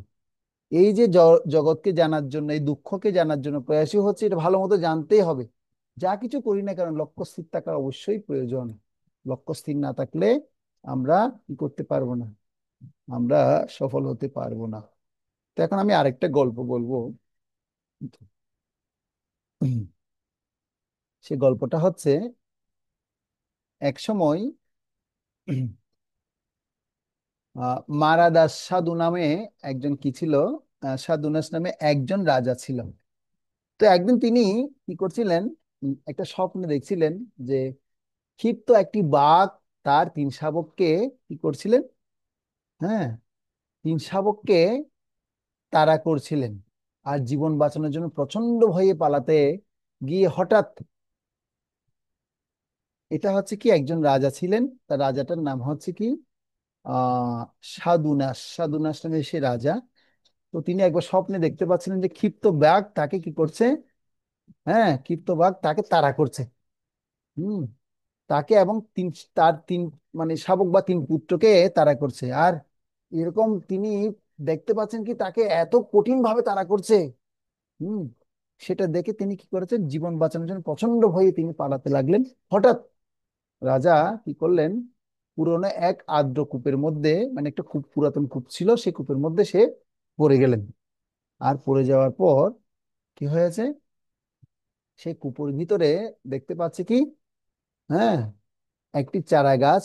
সে কি করেছে, সে কূপের ভিতরে যখন পড়ে গেছে, পড়ে যাওয়ার সময় সে একটি চারা গাছকে ধরে ফেলেছে। আর সেটা এমন ভাবে শক্ত করে ধরেছে, হ্যাঁ, আর শক্ত করে ধরে এবার সেখানে মধ্যে ঝুলে আছে। আর দুর্ভাগ্য হচ্ছে রাজার, সে দুর্ভাগ্য রাজা দেখতে পাচ্ছি কুয়োর মধ্যে বিশাল অন্ধকার, এবং সেই গাছের মধ্যে সে ঝুলে আছে। আর যদি সে অন্ধকার মধ্যে পড়ে তার তাহলে কি হবে? সেখানে সাপ, অন্যান্য বেজিমুত অনেক কিছু থাকতে পারে, তাকে কামড়াবে। হুম। আর সেই ভয়ঙ্কর বাঘ কি করছে, উপর থেকে গর্জন করছে আর লাফ দেওয়ার জন্য মানে চেষ্টা করছে তাকে ধরে খাবে। আর রাজা তো প্রচন্ড ভয় পেয়ে গেছে। এখন সে চারা গাছটা ধরে কি করছেন, মানে খুব সহ্য করে মানে চেষ্টা করছেন সেখানে মানে কি ধরে রাখার জন্য। আর যেহেতু ছোট গাছ ছিল, সেটাও কি করছে, আস্তে আস্তে ডিমিয়ে পড়ছে, নিচে নিয়ে পড়ছে। মানে ভাঙা ভাঙা মতো অবস্থা শুরু হয়ে গেছে। মটমট মটমট করে আওয়াজ করতে শুরু করলো। আর নিচে কুয়ার ভিতরে কি হয়েছে, নিচ থেকে একটা বিষাক্ত সাপ কি করছে এবার দেখা যাচ্ছে। আর এটা দেখে তো রাজা আরো ভয় পেয়ে গেল, হায় হায়, এখন কি হবে পরিস্থিতি। তো এমন সময় কি হয়েছে, 2টা ইঁদুর তার তীক্ষ্ণ দাঁত দিয়ে কি করছে, ওই গাছ যেটার মধ্যে ঝুলে আছে সে গাছের শিকড়টা কাটা শুরু করেছে। হুম। তো ঠিক এই মুহূর্তে এখন কুয়োর উপর কি হচ্ছে, আর সেই কুয়োর উপরে একটা গাছের উপরে একটা মৌচাক আছে, সেই মৌচাকের উপর থেকে মধু পড়া শুরু করছে টপ টপ করে। আর সেই মধুর ফোঁটাটা এমন ভাবে পড়ছে, সে রাজার নাকের মধ্য দিয়ে গড়িয়ে গড়িয়ে তার জিহ্বার মধ্যে এসে পড়ছে। এখন রাজা কি মধু খাবে, নাকি সে শক্ত করে গাছের ডালটা ধরে রাখবে, নাকি সে নিচে লাফ দিবে, না উপরের দিকে উঠবে? নিচে হচ্ছে বিপদ সাপ, উপরে হচ্ছে বাঘ তাড়িয়ে আছে। হুম। আর এদিক দিয়ে ইঁদুর কটকট করে করে তার গাছ যেটা ঝুলে আছে সেটা কাটতে শুরু করেছে। তো এটা হচ্ছে কঠিন পরিস্থিতি। এখন এই পরিস্থিতির মধ্যে পড়ে এখন রাজা, এখন সে কি করছে, সে উদ্বেগ উৎকণ্ঠায় ভোগ করছে। আর এদিক দিয়ে আবার মধুর মতো টেস্টি, সেই টেস্টিটা এখন তার জিহ্বার মধ্যে লাগছে, আর মধুর ফোঁটাগুলো সে খেয়ে খুব আনন্দ পাচ্ছে, ফোঁটাগুলো চাটতে লাগছে। তারপর হঠাৎ তার কি হয়েছে, রাজার ঘুমটা ভেঙে গেছে। ঘুমটা ভেঙে যাওয়ার পর হঠাৎ ঘুম থেকে উঠে, হ্যাঁ, স্বপ্নের কথা সে পুরোপুরি মনে করছিল। হ্যাঁ, তখন কি হয়েছে, এই বিষয়টি তিনি যে দেখলেন স্বপ্নটা, আর এই স্বপ্নটা দেখার জন্য তিনি স্বপ্নটা দেখলেন ঠিক আছে, কিন্তু কিছু বুঝতে পারলেন না। আর এই স্বপ্ন দেখে তিনি চিন্তা করলেন, না আমি এটার মানেটা তো বুঝতে পারলাম না। এখন সে মানেটা বোঝার জন্য তিনি একটা সাধুর কাছে গেলেন, গিয়ে সব কিছু খুলে বললেন, সাধু মহাশয়, আমি তো রাত্রেবেলা এই ধরনের একটা অদ্ভুত স্বপ্ন দেখেছি, যে আমি একটা বাগানে, একটা বনে গেলাম, সেখানে আমাকে বাঘ তাড়া করলো, এবং আমার শাবক সহ আমার যে সন্তানরা ছিল তারা সহ ছিল, তাদেরকেও তাড়া করলো। আর তাড়া করতে গিয়ে আমি কি করলাম, হোঁচটকে, হ্যাঁ, একটা গর্তের মধ্যে পড়ে গেলাম, একটা কূপের মধ্যে পড়ে গেলাম। আর সেই কূপের মধ্যে পড়ে যেতে গিয়ে সম্পূর্ণভাবে পড়তে গিয়ে আমি কি করলাম, একটা ডাল ধরে ফেললাম। আর সেই ডাল ধরে আমি ঝুলতে থাকলাম। আর ঝুলতে গিয়ে নিচে দেখছি কি এক বিষাক্ত সর্প, হ্যাঁ, সে সর্প এইভাবে কি করে আছে, ফোঁস করে তাকিয়ে আছে, কখন আমি সেই কূপের মধ্যে পড়বো, কখন সে আমাকে কামড়াবে। আর উপর থেকে বাঘ এসে ঘেউ ঘেউ করছে, আমাকে কখন খাবে। আর আমি এখন দুরবস্থায় পড়ে গেছি, আর কঠিন পরিস্থিতি হচ্ছে সেই মুহূর্তে। কি হচ্ছে, দুটা ইঁদুর এসে সে আমি যে গাছের ডাল ঝুলে আছি সেটা কাটতে শুরু করেছে। আবার এদিক দিয়ে দেখতে পাচ্ছি কি, উপর থেকে সে মধুর মৌচাককে মধুর ফোঁটা আমার জিহ্বার মধ্যে লাগছে। আবার আমি সমস্ত দুঃখ ভুলে যাচ্ছি, সেই মিষ্টি টেস্টটা লাগছে। আবার হঠাৎ করে মনে পড়ছে, না না, আমি তো এখন ঝুলে আছি, এখন নিচে পড়লে আমাকে সাপে কামড়াবে। এই যে ভয়ে আছি, তাহলে এই যে ভয়ের ব্যাপারটা, এই যে এই পরিস্থিতিটা যদি ঘটলো, এটা কেন ঘটলো, আপনি কি আমাকে একটু খুলে বলতে পারেন? তখন সাধু মহাশয় তাকে বলছে বলছে হ্যাঁ, এটা হচ্ছে আমাদের এই জড়জগতের নিয়ম। এই জড়জগৎ হচ্ছে পুরোটা হচ্ছে কিময়, দুঃখের আলয়, দুঃখালয়ম অশাশ্বতম। এখানে সুখ নেই। সুখের কথা চিন্তা করলেও দুঃখ কিন্তু পুরোপুরি আছে। কিন্তু সুখ পাচ্ছে একটু করে, ওই যে মধুর ফোঁটা পড়ছে, আর সেই মধুর ফোঁটাটা যখন জিহ্বার মধ্যে আস্বাদন হচ্ছে, ওহ কি টেস্টি লাগছে। হ্যাঁ, সে আস্বাদ লেগেই আবার কি হয়ে যাচ্ছে, দুঃখটা পাচ্ছে। দুঃখটা পাচ্ছি মানে কি, নিচে নামছি মানে সাপে এসে কামড়াবে, আবার উপরে যদি যাই বাঘে এসে ধরবে, আবার এদিকে গাছ কি করছে, কটকট করে করে কেটে দিচ্ছে। তো ঠিক তেমনি আমরা প্রতিনিয়ত মনে করছি কি, আমরা একটু কারো যদি টাকা পয়সা থাকে, আমরা একটু ভালো মতো থাকতে পারবো, টাকা পয়সা। তো যাদের অর্থ আছে তারাও কি ভালো থাকে, সুখী থাকে? সুখী থাকতে পারে না, তারাও সুখী থাকতে পারে না। হুম। তো সেজন্য সবচেয়ে বড় ধন হচ্ছে সেই কৃষ্ণ ধন। সেই কৃষ্ণ ধন যদি কেউ পায়, ভগবানের ভক্তি যদি কেউ করে, তাহলে সে অত্যন্ত দুঃখের মধ্যেও সে কি থাকবে, আনন্দ প্রাপ্ত হতে পারবে। মহাত্মা গান্ধী তিনি একটা কথা বলছে, ভগবত গীতার মধ্যে লিখেছেন, তিনি ভগবত গীতাকে কোট করে লিখছেন, যখন সন্দেহ আমাকে ঘিরে ধরে, দুরান্তে কোনো আশার আলো খুঁজে পাই না, যখন আমি দুঃখ অনুভব করি, তখন আমি ভগবত গীতা পড়ি। আর ভগবত গীতা পড়ে অত্যন্ত দুঃখের মধ্যেও আমি আনন্দে হাসতে থাকি। তো সেজন্য যারা বুদ্ধিমান এবং বুদ্ধিমতী, তাদের উচিত হচ্ছে এই ভগবত গীতাকে আশ্রয় করে এই শান্তি পাওয়ার মতো শ্লোক খোঁজা। এবং সেই শান্তি মতো পাওয়ার মতো শ্লোক যদি খুঁজে পাই, সে অত্যন্ত দুঃখের মধ্যে সে হাসতে আরম্ভ করবে। ভগবত গীতা প্রত্যেকেরই প্রতিদিন পাঠ করা উচিত, তার শিক্ষাগুলো প্রতিদিন মনে রাখা উচিত। তো তাহলে আমরা এই জড়জগৎকে, এটা যে দুঃখময় জগৎ, সেটা আমরা বুঝতে সক্ষম হব। ঠিক আছে, তাহলে আজকের যে ক্লাস করলাম, সেই ক্লাসে তাহলে আলোচনা কি কি বিষয় ছিল, তাহলে আমরা একটু করে আহ একটু রিভিউ করি, পূর্ণ আলোচনা করি, এক্সারসাইজ করি। যদি জিজ্ঞাসা করে তাহলে বলবো দেখি, জীবনের তাহলে তিনটি দুঃখ এবং চারটি সমস্যা কি কি, কে বলতে পারবেন? হাত তুলুন। জীবনে তিনটি দুঃখ এবং চারটি সমস্যা, কে কে? পল্লবী একজন মাতাজি পেয়েছি, আর কে? পল্লবী মাতাজি আছে, আর কে? জীবনে তিনটি দুঃখ এবং চারটি সমস্যা কি এবং এর সমাধান কি? আমি সমাধানের কথা বললাম, দুঃখের কথা বললাম। এবার আপনারা আমাদেরকে জানাবেন। শুধু দুজন, আর অন্যরা কোথায়? জীবনে তিনটি দুঃখ চারটি সমস্যা কি কি, কে বলতে পারবেন? কি পূজা রানী মাতাজি, আপনি হাত তুলতে পারেন না এভাবে? শুনেননি নাকি? পূজা রানী, তুমি ইলেকট্রিক হাত তুলতে পারো না? ইলেকট্রিক হাত তুলো। বৃন্দা, তুমি পারবে না তিনটা দুঃখ, তিনটা ক্লেশ এবং তিনটা দুঃখ? হাত তুলছো না কেন? আমি দেখতে চাই, হাত তুলতে হবে। বর্ষা মাতাজি, পুরো ক্লাসটা শুনেছেন, পারবেন না? তিনটে দুঃখ এবং কি ক্লেশ? অনন্যা ভৌমিক, তুমি হাত তুলছো না কেন? অনন্যা ভৌমিক প্রভু, তিনটা দুঃখর কথা জানি। বলো, তিনটে দুঃখ বলো। আর চারটা ক্লেশ কি? আর তিনটে দুঃখ, আহ তিনটে ক্লেশ কি?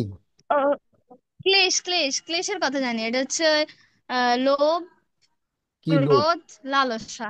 দেখ, তিনটা ক্লেশ কি বলেছি? ত্রিতাপ ক্লেশ কি কি? ক্লেশ।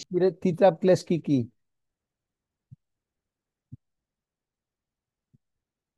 ত্রিতাপ ক্লেশের কথা আলোচনা করলাম না? আদি দৈবিক, আদি হরে ভৌতিক, কৃষ্ণ। আদি আধ্যাত্মিক। ও হ্যাঁ, আদি দৈবিক, আদি ভৌতিক, আধ্যাত্মিক, হ্যাঁ এটা।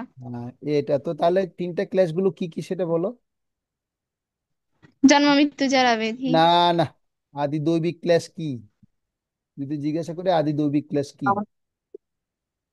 আনসার কি?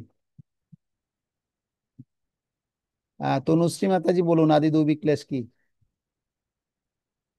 প্রাকৃতিক দুর্যোগের কারণে প্রাপ্ত দুঃখ। আদি ভৌতিক ক্লেশ হরে কি? কৃষ্ণ। অন্য জীব থেকে প্রাপ্ত দুঃখ। আচ্ছা, এবার আধ্যাত্মিক ক্লেশ কি? দেহ এবং মন থেকে প্রাপ্ত দুঃখ। Very good, thank you. Hare Krishna. এবার বলবেন হচ্ছে যে এই জড় জগতের প্রকৃত দুঃখ কি কি? বর্ষা বলবে, বর্ষা। বর্ষা মাতাজি বলো। সাউন্ড অন করতে পারি না এখনো, হাই হাই। সাউন্ডটা কিভাবে করতে হবে? আমি মিউট করছি, এটা ক্লিক করো। বর্ষা মাতাজি হরি বল। হা করে থাকি, আজ কিছু করতে পারছি না। পূজা রানী মাতাজি বলো কি কি? পূজা রানী মাতাজি হরি বল। হ্যাঁ, তোমার নেট কাজ করছে না, ডিস্টার্ব করছে। পূজা রানী মাতাজি কি শুনতে পাচ্ছেন না নাকি? হ্যাঁ, বলো। হ্যাঁ, হরে কৃষ্ণ। এতবার ডাকতে হয় কেন? একবার একবার একবার ডাকেই বলতে হবে। কি কি বলো? জোরে জগতের দুঃখ কি কি?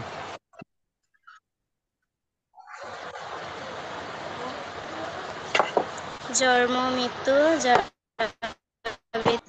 ওকে, ভেরি গুড, ঠিক আছে। আচ্ছা, এই জন্ম মৃত্যু জরাবেদি এবং তিতাব ক্লেশ থেকে মুক্ত হওয়ার জন্য সমাধান কি?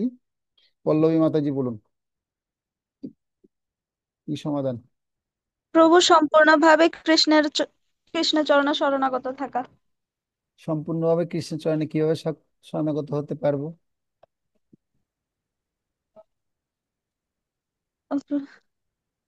কিভাবে? প্রভু সর্বদা আমাকে কৃষ্ণকে স্মরণ করতে হবে আমি কিছু উদাহরণ এবং বলেছি। ওই শাস্ত্রের নিয়ম অনুযায়ী আমাদের চলতে হবে। আচ্ছা, আর কি? ওটা- হ্যাঁ, পানেশ্বরী মাতাজি বলুন। প্রভু আচার্যদের নিয়ম অনুসারে চলতে হবে। আচ্ছা, আমি ওগুলো বলিনি, আমি যেটা বলেছি সেটা। হ্যাঁ, বলুন প্রাণেশ্বরী মাতাজি হরে বলুন। কৃষ্ণ প্রণাম। হুম। আমরা শ্রীমদ্ ভগবত গীতা পাঠ করার মাধ্যমে সবকিছু সমাধান করতে পারবো। ভেরি গুড, এই কথাই বলেছি। কার কার উদাহরণ দিয়েছি?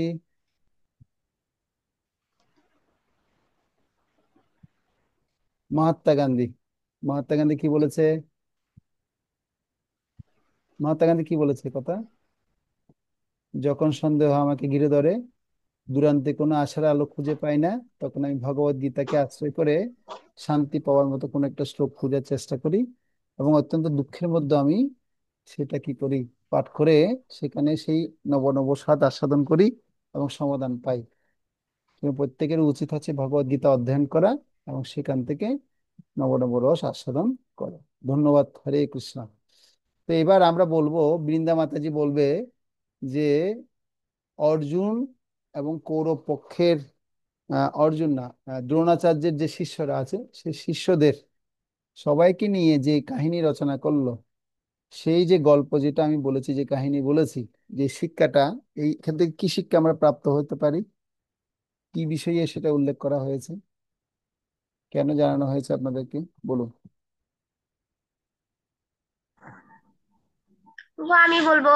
হ্যাঁ, আপনি বলবেন। এই গল্প থেকে শিক্ষা পাই যে আম, আমাদের লক্ষ্য যদি, মানে আমরা যদি লক্ষ্য রেখে অন্যদিকে তাকাই বা অন্য কিছু করি, তাহলে আমরা সেই লক্ষ্য নিয়ে চলতে পারবো না। আমাদের লক্ষ্য স্থির রাখতে হবে। লক্ষ্য স্থির রাখতে হয়। Very good, thank you. শিকা, শিকা লেখা আছে। শিকা আইডিতে কে আছে এখন? কে ক্লাস করছে? শিকা আইডিতে কে ক্লাস করছে? কেউ ক্লাস করছে না, আইডিটা চালিয়ে দিয়ে চলে গেছে।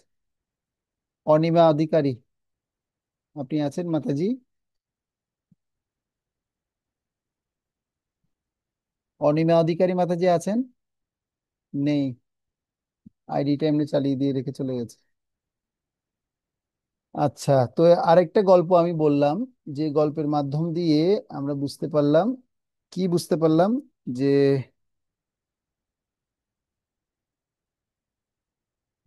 এই জড়জগৎ যে দুঃখময়, সে দুঃখময়, কিভাবে দুঃখময় সেটা আমি গল্পের মাধ্যমে বুঝিয়েছিলাম। আর এই গল্পটা সংক্ষিপ্ত সহকারে কে বলতে পারবেন? হাত তুলুন দেখি।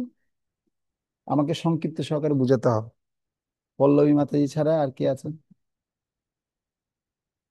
রণেশ্বরী মাতাজি ছাড়া আর কে আছে? বর্ষা পারবে? বর্ষা,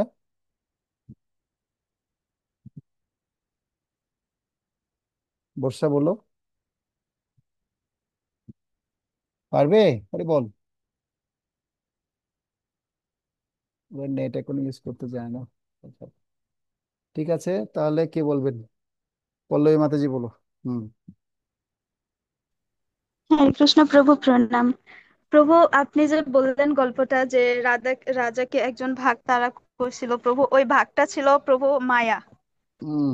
আর আচ্ছা। ওর মধ্যে যে সাপটা ছিল ওটা ছিল প্রভু মৃত্যু, যেটা হুম। সবসময় আমাদের অপেক্ষায় থাকে।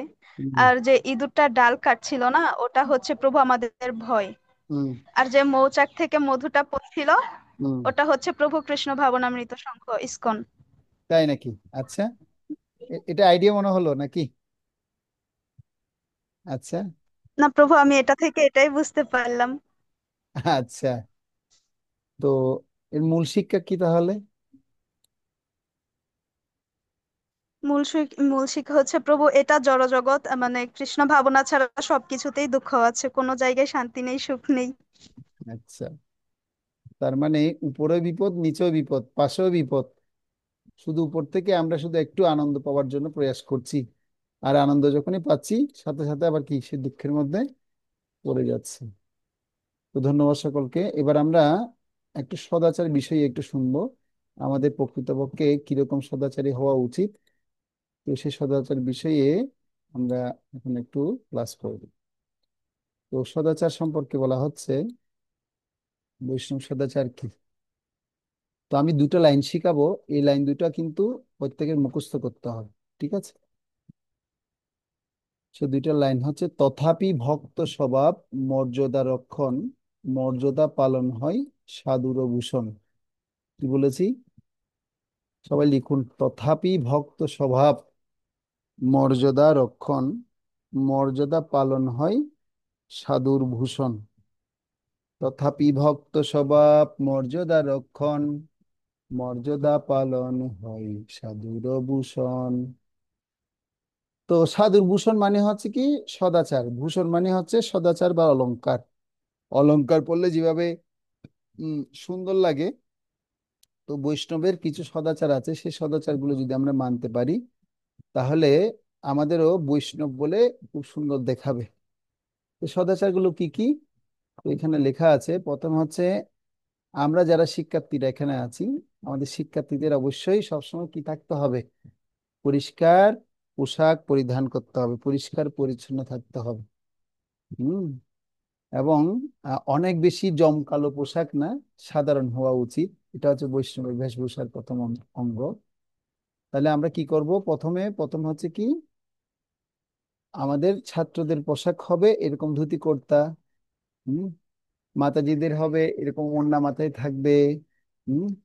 অনেক বেশি কি নয়, বেশি গেদার বা এই ধরনের কিছু নয়, যেটা পড়লে সাধু বা সাধু সুলভ মনে হবে, সদাচারী মনে হবে। ঠিক আছে? তো ছাত্ররা সবসময় কি করবে? ক্লাসে এবং মন্দিরে যাওয়ার সময় শার্ট প্যান্ট, প্যান্ট পাঞ্জাবির কথা বলা হচ্ছে, মাতাজিরা শাড়ি পরতে পারে। হুম। বা তাদের যেটা কি হয় সভ্য ড্রেস, সেই সভ্য ড্রেস তারা পরতে পারে। আর সব সময় যখন মন্দিরে যাব, মন্দিরে গেলে আমাদের সবসময় যারা বয়োজ্যেষ্ঠ বৈষ্ণবরা আছে, সমবয়সী বৈষ্ণবরা আছে, সবসময় বয়স্ক এবং সিনিয়র বৈষ্ণবদের দেখলে সম্মান আমরা করতে হবে, হরে কৃষ্ণ বলে সম্বোধন করতে হবে। দেখি একবার সবাই হরে কৃষ্ণ বলুন তো, কিভাবে সম্বোধন করতে হবে বৈষ্ণবদের যদি দেখি? হরে দেখি। কৃষ্ণ। এ হরে অনামিক ভৌমিক কৃষ্ণ। অনামিক এভাবে বললে হবে? ও প্রভু হরে কৃষ্ণ এভাবে বললে হবে? হবে না। এভাবে বললে সাধুরা ভয় পেয়ে যাবে, "ওরে বাবা, বা কে এসে আমাকে হঠাৎ করে হরে কৃষ্ণ দিল।" একটু কি করতে হবে? সদাচারটা হচ্ছে কেমন, যেতে হবে কাছে গিয়ে, কাছে না দূর থেকেই মাতাজিদের সম্মান বজায় রাখতে হবে। প্রথমে 2 হাত জোর করতে হবে। দেখি আমার মতো সব 2 হাত জোর করো আগে, দেখি পারো কি? এইভাবে, হ্যাঁ, এইভাবে হাত জোর করতে হবে। হাত জোর করে বলতে হবে, হরে কৃষ্ণ প্রভু, হরে কৃষ্ণ মাতাজি, হ্যাঁ, হরে কৃষ্ণ প্রণাম প্রভু, হরে কৃষ্ণ প্রণাম মাতাজি। এটা হচ্ছে সদাচার। এটা হচ্ছে তথাপি ভক্ত স্বভাব। ভক্তের স্বভাব হচ্ছে এরকম। ভক্তের স্বভাব এরকম না যে গিয়ে বলে হরে কৃষ্ণ প্রভু, এরকম করে বলবে না ভক্ত। বললে ভয় পেয়ে যাবে, যে আমি তো ভয় পেয়ে গেছি, অনন্য বলছে হরে কৃষ্ণ প্রভু, আমি তো বাবা কি, বাবা কি হয়ে গেল। তো এভাবে না, আমাদের সুন্দর মতো করে কি করতে হবে? 2 হাত জোর করে বলতে হবে, প্রভু হরে কৃষ্ণ প্রণাম প্রভু। মানে বিনম্র চিত্তে বলতে হবে। মানে বলাটা কেমন হবে? খুব নম্র ভদ্র, এভাবে খুব কি করতে হবে? সুন্দর করে অভিপ্রায়টা জানাতে হবে, খুব ভদ্র সহকারে জানাতে হবে।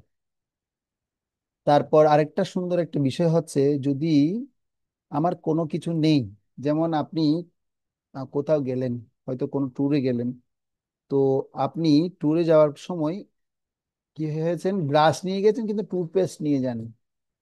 তো এখন টুথপেস্ট অন্য ভক্ত নিয়ে গেছে। তা অন্য ভক্ত থেকে এখন আপনি আপনার সাথে গেছেন, তো আপনি দেখছেন কি সে ভক্ত টুথপেস্টটা সকালবেলা ব্যবহার করে সেখানে রেখেছে, আর আপনি গিয়ে কি সাথে সাথে সে টুথপেস্টটা নিয়েই নিজের ব্রাশ নিয়ে ব্যবহার করে নেবেন?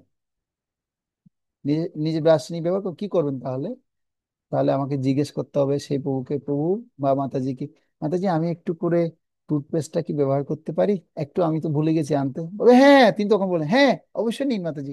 আর যদি আমি যদি না বলে যদি বলে ব্যবহার করে, তাহলে কি হবে অবস্থা? হ্যাঁ, অসভ্য। আমাকে আমার জিনিস ব্যবহার করেছে, আমাকে একটু বলে বললো না, একটু বলে নিল না, কেমন আচরণ দেখো তো। সেজন্য এটা হচ্ছে কি ভক্তের স্বভাব, আচার আচরণ। কি করবে? যে কোনো অন্যের জিনিস ধরার সময় সে সবসময় খেয়াল রাখবে, সে সবসময় অনুমতি নেবে। অন্যের জিনিস ধরার সময় কি করবে? সবসময় অনুমতি নেবে। কারো জিনিস ব্যবহার করার পূর্বে তার অনুমতি নিতে হবে। কোনো কথা বলার পূর্বে চিন্তা করতে হবে। যেমন আমরা এমন ভাবে কি করি কথা বলি, আমরা স্থান কাল পাত্র বুঝে কথা বলি না। সেজন্য কথা যখন বলবো আগে ভালো মতো শুনবো। 100টা কথা শুনে একটা কথা বলবো, পারবো? তখন আবার বোবা ডাকবে, তাই না? ওইরকম না। মানে সব সময় কথা যদি বলা হয়, কথা বললে কি হয়, বেশি কথা বলে যে তাকে কি বলে? একটা প্রবাদ আছে না, বেশি কথা বলে যে, বাচ্চার। এই তো, বেশি কথা বলে তাকে কি বলে অনন্যা? বাচাল। বাচ্চার। বা চয় কাচ্চা বাচাল। সেজন্য বাচাল ব্যক্তি হওয়া ভালো না ভদ্র ব্যক্তি হওয়া ভালো? ভদ্র কারা? ভদ্র হচ্ছে তারা যারা কি করবে, অনেক শুনবে, শোনার পর যখন অনুমতি পাবে তখন বলবে। সে সবসময় বক বক করে বলতে থাকবে না। সে কি করবে, অনেকক্ষণ শোনার পর তখন সে কি করবে, বলবে। আর সে যদি সবসময় বলতেই থাকে তাহলে সে কিন্তু ভদ্রতার চরিত্র থেকে বাদ পড়ে যায়। দেখবে বর্ষাকালে ব্যাঙ গেকুর গেকুর করে, কে কু করে ডাক দিয়ে, দেখে শুনেছো তোমরা? বর্ষাকালে ব্যাঙ সবসময় ভু ভু ভু ভু করে ডাক। আর সাপ এসে তাকে কি করে নেই, খপ করে ধরে নেই। আর যখন খপ করে ধরে নেই সাপ, তখন সে কে করে চিৎকার করতে থাকে। তো এটা মানে হচ্ছে কি, যদি আমরা অতিরিক্ত কথাও যদি বেশি বলি, অতিরিক্ত কথা বলার ফলে সমস্যা হয় কি, বিভিন্ন রকম সমস্যা হতে পারে। হ্যাঁ, কারণ এই কথার ব্যাগটা হচ্ছে এমন ডেঞ্জারাস।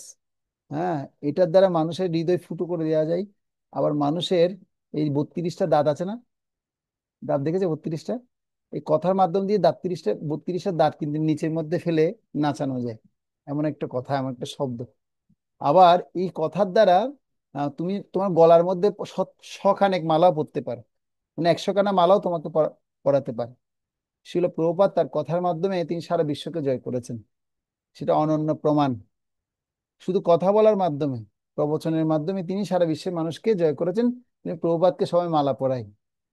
আর আমাদের কথায় কতজন মানুষ কেমন পরিবর্তন করতে পারে। সেজন্য কথা বলার সময় সবসময় সাবধান থাকতে হবে। মানে বেশি বলবো না, বেশি শুনবো, বলবো কম। দেখো আমাদের কান, আমাদের শোনার জন্য ভগবান কটা কান দিয়েছে বলো তো? কয়টা কান দিয়েছে? প্রভু দুইটা কান। দুটো কান দিয়েছে। বলছে শুনবো বেশি, বলবো কম। দেখি বলো তো দেখি, শুনবো বেশি, বলবো কম। প্রভু, কারণ আমাদের দুইটা কান একটা মুখ। হ্যাঁ। কানে দিয়ে বেশি শোনা লাগবে, মুখে দিয়ে কম কথা বলা লাগবে। হ্যাঁ, তাহলে অনন্যা কি করতে হবে, আজকে থেকে ট্রেনিং শুরু করো। হ্যাঁ, শুনবো বেশি, হ্যাঁ বলবো প্রভু। কম। বলছে খাও কম চিপাও বেশি। মানে খেতে বলছে কম, মানে হচ্ছে কি পরিমাণ মতো খেতে বলছে, কিন্তু চিবিয়ে খেতে বলছে। আমরা কি করি, আমরা তো দেওয়ার সাথে সাথে ঘুপ ঘুপ করে গিলতে থাকি, সেই জন্য হজম প্রক্রিয়াটা অনেক বেশি কম হয়। হ্যাঁ, সেজন্য চিবিয়ে চিবিয়ে যত খাবো, যত আহ, চিবিয়ে খাবো তত সেটা হজম শক্তি হবে। হ্যাঁ, সে রসগুলো দেহের মধ্যে বিভিন্ন জায়গায় গিয়ে সেটা কি হবে, প্রোটিন অন্নসার হয়ে যুক্ত হবে। সেজন্য খাবো কম, চিপাবো বেশি। শুনবো, শুনবো বেশি, বলবো কম। তাই না? বলবো কম, শুনবো বেশি। বেশি বেশি শুনতে হবে, আর বলতে হবে খুব কম। আমি তো পূজা রানী মাতাজিকে 10বার বলার পর সে একবার বলেছে, একদম সাইলেন্ট, কথাই বলেন। 5বার বলার পর অনেক করে তারপর সাইলেন্ট মাইকটা খুলেছে। তো সেটা কেন হচ্ছে সেটা আমি জানি না, কিন্তু যখন আবার জিজ্ঞাসা করবে তখন সাথে তারপর আনসার দেওয়া দরকার। এটা বুদ্ধিমানের বুদ্ধিমতির কাজ। তাই নাইলে আবার বিরক্ত অনুভব করবে, টিচার বিরক্ত অনুভব করবে। তো এটা একটা সদাচার। তো আমরা আমাদের সে সদাচার রক্ষা করব। ঠিক আছে। আরেকটা হচ্ছে সবার সাথে একটা ফ্রেন্ডশিপ বা বন্ধুত্বপূর্ণ হিসেবে গড়ে তুলতে হবে। মাতাজিরা মাতাজিদের সাথে বন্ধুত্ব স্থাপন করতে পারে, প্রভুরা প্রভুদের সাথে বন্ধুত্ব স্থাপন করতে হবে, কিন্তু এই ফ্রেন্ডশিপটা হওয়া চাই কিরকম? ফ্রেন্ডশিপ মানে ওখানে মধ্যে 6টা জিনিস হবে। কয়টা জিনিস? 6টা বিষয় হবে। ফ্রেন্ডশিপ মানে কি, বন্ধুত্ব মানে কি? বন্ধুত্ব মানে সেখানে 6টা বিষয় আদান প্রদান হবে। দদাতি প্রতিগিন্নাতি গুজ্জমাখ্যাতি পিচ্ছতি ভুংতে ভোজয়ত চৈব সরবিত প্রীতি লক্ষ্মণম।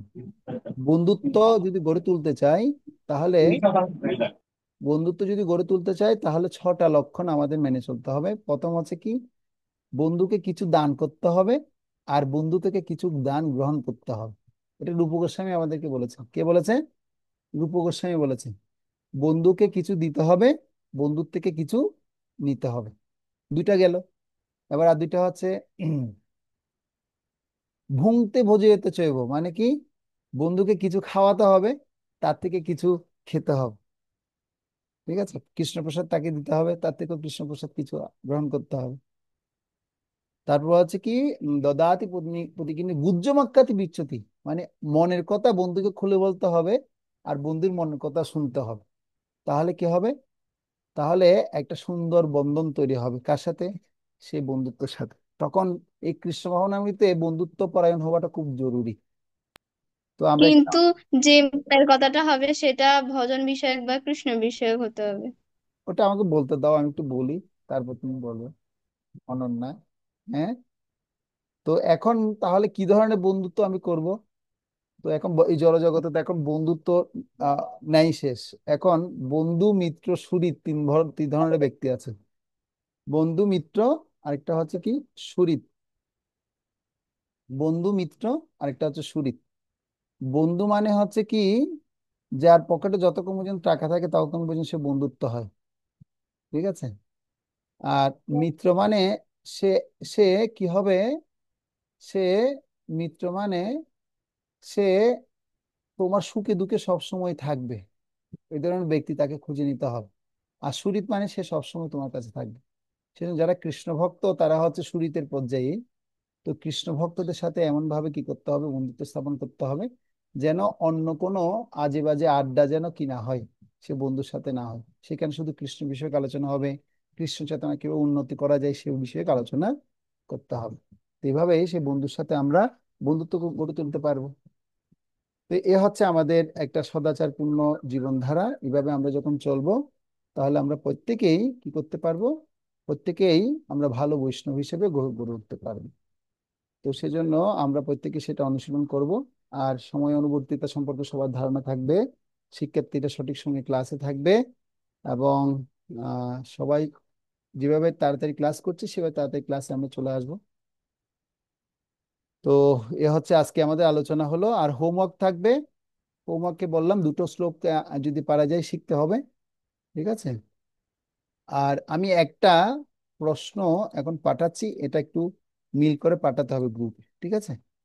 আমি এই যে একটা এখন ছবি দেখাচ্ছি, এই যে এই ছবিটা আপনারা মিল করে পাঠাবেন। অশাশ্বতম মানে কি, মহাত্মা গণের সাথে মানে কি, খাবার সাথে কিভাবে এটা ডান বাম আপনারা মিলাবেন, এবং দুঃখের আলোয় মানে কি, দুঃখালয়ের সাথে কিভাবে কি করা হয়, ডানের সাথে বাম কোনটা কোনটা মিলবে, এটা আপনারা মিলে পাঠাবেন। এটা আমি একটু পর আপনাদের গ্রুপে দিয়ে দিচ্ছি, ঠিক আছে। তারপর আরেকটা হচ্ছে কি, এবার এই যে দুটো হোমওয়ার্ক যেটা দেওয়া হলো, কিভাবে নিজের লক্ষ্য অর্জন করার চেষ্টা করবে, নিম্নোক্ত বিষয়ে আপনারা ঠিক চিহ্ন দিবেন। ঠিক চিহ্ন দিয়ে আপনারা সেটা গ্রুপের মধ্যে পাঠাবেন, ঠিক আছে, বা লিখে আপনারা পাঠাবেন। তো আমরা তাহলে ক্লাস করলাম আজকে, ইসকন সম্পর্কে আমরা জেনেছি তিনটা উদ্দেশ্য, চারটা উদ্দেশ্য শুনেছি। আগামী ক্লাসে আমরা 7টা উদ্দেশ্য সব আলোচনা করব। আজ তিতার দুঃখ সম্পর্কে শুনেছি, হুম, যে তিতাব ক্লেশ, আদি দৈবিক আদি ভৌতিক, হ্যাঁ, আর আদি দৈবিক আদি আধ্যাত্মিক ক্লেশ। আমাদের জীবনের লক্ষ্য সম্পর্কে শুনলাম, জড়জাগতিক জীবনের 4টা সমস্যা, জন্মমৃত্যু জরাব্যাধি সমস্যা সম্পর্কে শুনলাম। লক্ষ্য অর্জনে একাগ্রতা সম্পর্কে অর্জুনের লক্ষ্যের কথা শুনলাম। অর্জুনের মতো সবাইকে লক্ষ্য নির্ধারণ করে এগিয়ে যেতে হবে।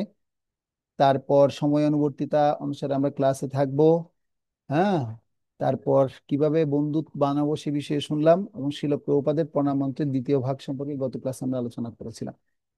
ধন্যবাদ সকলকে। হরে কৃষ্ণ, কৃষ্ণ কৃষ্ণ হরে হরে, হরে রাম, রাম রাম হরে হরে। আগামী ক্লাসে আমরা শিখবো, যে অধ্যায়ে আলোচনা হবে তার নাম হচ্ছে ক্লিনলিনেস, পরিষ্কার পরিচ্ছন্নতা। Cleanliness, cleanliness is a goodness, মানে বলছে কেউ যদি পরিষ্কার পরিচ্ছন্ন থাকে সে কি হবে, সে ভগবানকে লাভ করতে পারে। কারো কোনো প্রশ্ন বা মন্তব্য থাকলে করতে পারেন। হ্যাঁ, প্রাণাশ্রী মাতাজি বলুন। হরে কৃষ্ণ প্রভু, প্রণাম। হুম, প্রভু, আপনি বন্ধুর কথা বলেছেন, আমাদের কি আমার অনেক ফ্রেন্ড আছে যে ওরা কৃষ্ণ মানে আমাদের মতো ভক্ত নয়, কিন্তু ওরা আমাদের ভক্তির প্রতি অনেক আগ্রহী। এখন হ্যাঁ, কি ওদের সাথে আমাদের মানে বন্ধুত্ব রাখা উচিত? সবাই অবশ্যই। বলে যে একজন কৃষ্ণ ভক্তের বন্ধু সবসময় কৃষ্ণ ভক্তই হতে হবে, না না, ওইরকম না। জড়জাগতিকের সাথে বন্ধুত্ব না রাখার জন্য। হ্যাঁ, আমি বলছি, খুব সুন্দর প্রশ্ন, ধন্যবাদ, খুব সুন্দর প্রশ্ন।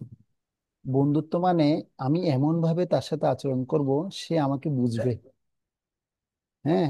আবার আমি তার সাথে এমন আচরণ করব না যে তার যে বদঅভ্যাসগুলো সে আছে সেগুলো আমি গ্রহণ করব। তো আমি তার সাথে এমন ভাবে আচরণ করব যে আমার যে সদ্গুণ যে অনুভব করছি, আমি অনুশীলন করছি, সে সদ্গুণের দ্বারা প্রভাবিত হয়ে সে যেন কি করে, সে যেন সে সদ্গুণটা যেন পালন করতে পারে, ঠিক আছে। তো আমি আমার জীবনে আমি দেখেছি, আমার অনেক বন্ধু আছে, হিন্দু আছে, মুসলিম আছে, বৌদ্ধ আছে, খ্রিস্টান আছে। একটা বন্ধু ছিল, তার বুদ্ধিস্ট ছিল, সে এখন আমেরিকায় থাকে। তো তার সাথে আমার এমন একটা সম্পর্ক হয়ে গেছে, তার পরিবারের সমস্ত বাবা মারাও আমাকে এমন বিশ্বাস করে। তার বাবা আমেরিকায় ছিল, আমেরিকা থেকে সিলেটে সে কি করেছে, 10 লক্ষ টাকা পাঠিয়েছে। তো সে তার আত্মীয়ের মধ্যে কোনো কাউকে কি করেননি, নিয়ে যাননি, শুধুমাত্র নিয়ে গেছিলেন আমাকে। তো সেটা কিসের জন্য নিয়ে গেছে? সে আমাকে একটা আলাদা বিশ্বাস তার মধ্যে আমি কি করতে পেরেছি, স্থাপন করতে পেরেছিলাম। বুঝা গেল কি বলছি? লাস্টের কথাটা শোনা গেছে? হরে কৃষ্ণ। হ্যাঁ প্রভু। হ্যাঁ প্রভু। তো সেই বুদ্ধিস্ট বন্ধুটা কি করেছে, সে আমাকে এমন বিশ্বাস করেছে, সে তার কোনো আত্মীয়কে বিশ্বাস করেনি। সে বলছে না, এ হচ্ছে কৃষ্ণ ভক্ত, একে এ আমার সাথে কপটতা করবে না। তা সে আমাকে নিয়ে গেছে, নিয়ে গিয়ে আমি সহ একটা কারে করে গিয়ে সে সমস্ত টাকাগুলো নিয়ে আসছিলাম। আমি এগুলো 12-এর জীবনের কথা বলি, 12 ক্লাস 12-এ পড়তাম, অর্থাৎ এইচএসসি তে। ঠিক আছে? তো সে এখন আমেরিকা থাকে, সে আমার সাথে, তার সাথে যোগাযোগ আছে। হুম। তো মানে কি, সে আমাকে বললে প্রথমে, বলার সাথে সাথে বলে, হরে কৃষ্ণ প্রভু, কেমন আছেন? প্রথম প্রশ্ন উত্তর। কিন্তু সে হচ্ছে কি অন্য ধর্ম অনুশীলন করছে, কিন্তু সে আমাকে হরে কৃষ্ণ বলে। তো এরকম অনেক অনেক বন্ধু বন্ধু আছে আমার, স্কুল জীবনে, কলেজ জীবনে, ইউনিভার্সিটি জীবনে, বিদেশি জীবনও। তো তাদের সাথে আমি সম্পর্ক কখনো নষ্ট করিনি। মুসলিমরাও তারা আমাকে খুব মানে বিশ্বাস সহকারে কি করে, বলছে না, এর কাছে এই সমস্ত কথাবার্তা বলো না, তো এ কিন্তু ধার্মিক মানুষ। তো তারা আমার কাছে এসে সংযত হয়ে যায়। এগুলো অনেক ভুরি ভুরি দৃষ্টান্ত আছে। একবার এক মুসলিম মেয়ে, সে আমার ক্লাসমেট ছিল, সে বলছে, শিমুল, আমার নাম ছিল স্কুলে, কলেজের নাম ছিল শিমুল। বলছে, আচ্ছা বলো তো, তুমি কিভাবে এত স্থির ভাবে বসে এভাবে স্কেচ করছো, আমাকে একটু সেই শান্তির সূত্রটা একটু বলতে পারবে? আমি একটু সেটা অনুশীলন করতে চাই। তখন আমি তাকে বললাম, তুমি কি 5 ওয়াক্ত নামাজ পড়ো? বলছে, না তো আমি পড়ি না। তুমি তোমার ধর্মের নিয়ম যা আছে সেগুলো তুমি ভালো মতো অনুশীলন করো, দেখবে তুমিও পারবে। প্রথম কন্ডিশন হচ্ছে তুমি ধৈর্য বাড়ানোর জন্য তুমি সকালে মর্নিং এ ভোরে কি করো, তুমি ভোরে তুমি সেই ফজরের নামাজটা পড়ো, দেখবে তোমার ধৈর্য বাড়বে। তারপর সে করেছে, করতে করতে সে বলছে, হ্যাঁ শিমুল, আমি তো মনে হচ্ছে একটু একটু উপকার পাচ্ছি। আমি বলছি, হ্যাঁ, তার মানে তুমি বুঝতে পারছো যে আসলে ধর্মীয় অনুশীলন আমাকে ধৈর্য বাড়ায়।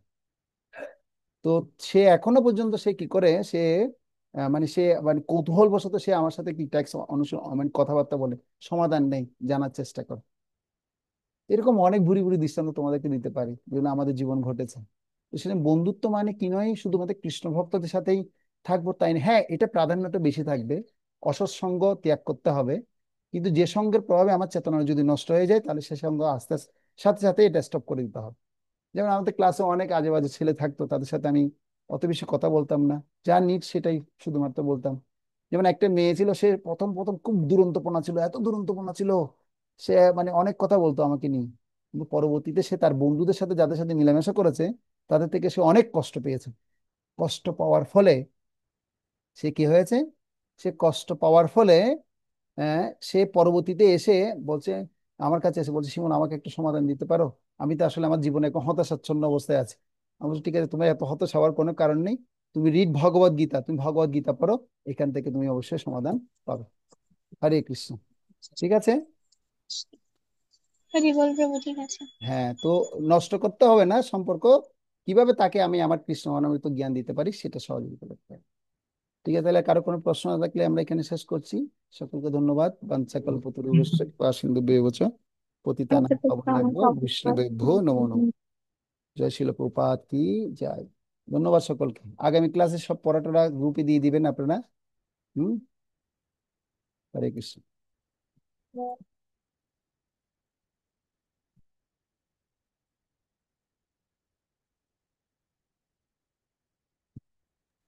ও আমাকে একটু হোস্ট করে দেন। আসলে আমার বউ আচ্ছা আচ্ছা, দিচ্ছি। পণ্ডিত ক্লাস দিবে তো।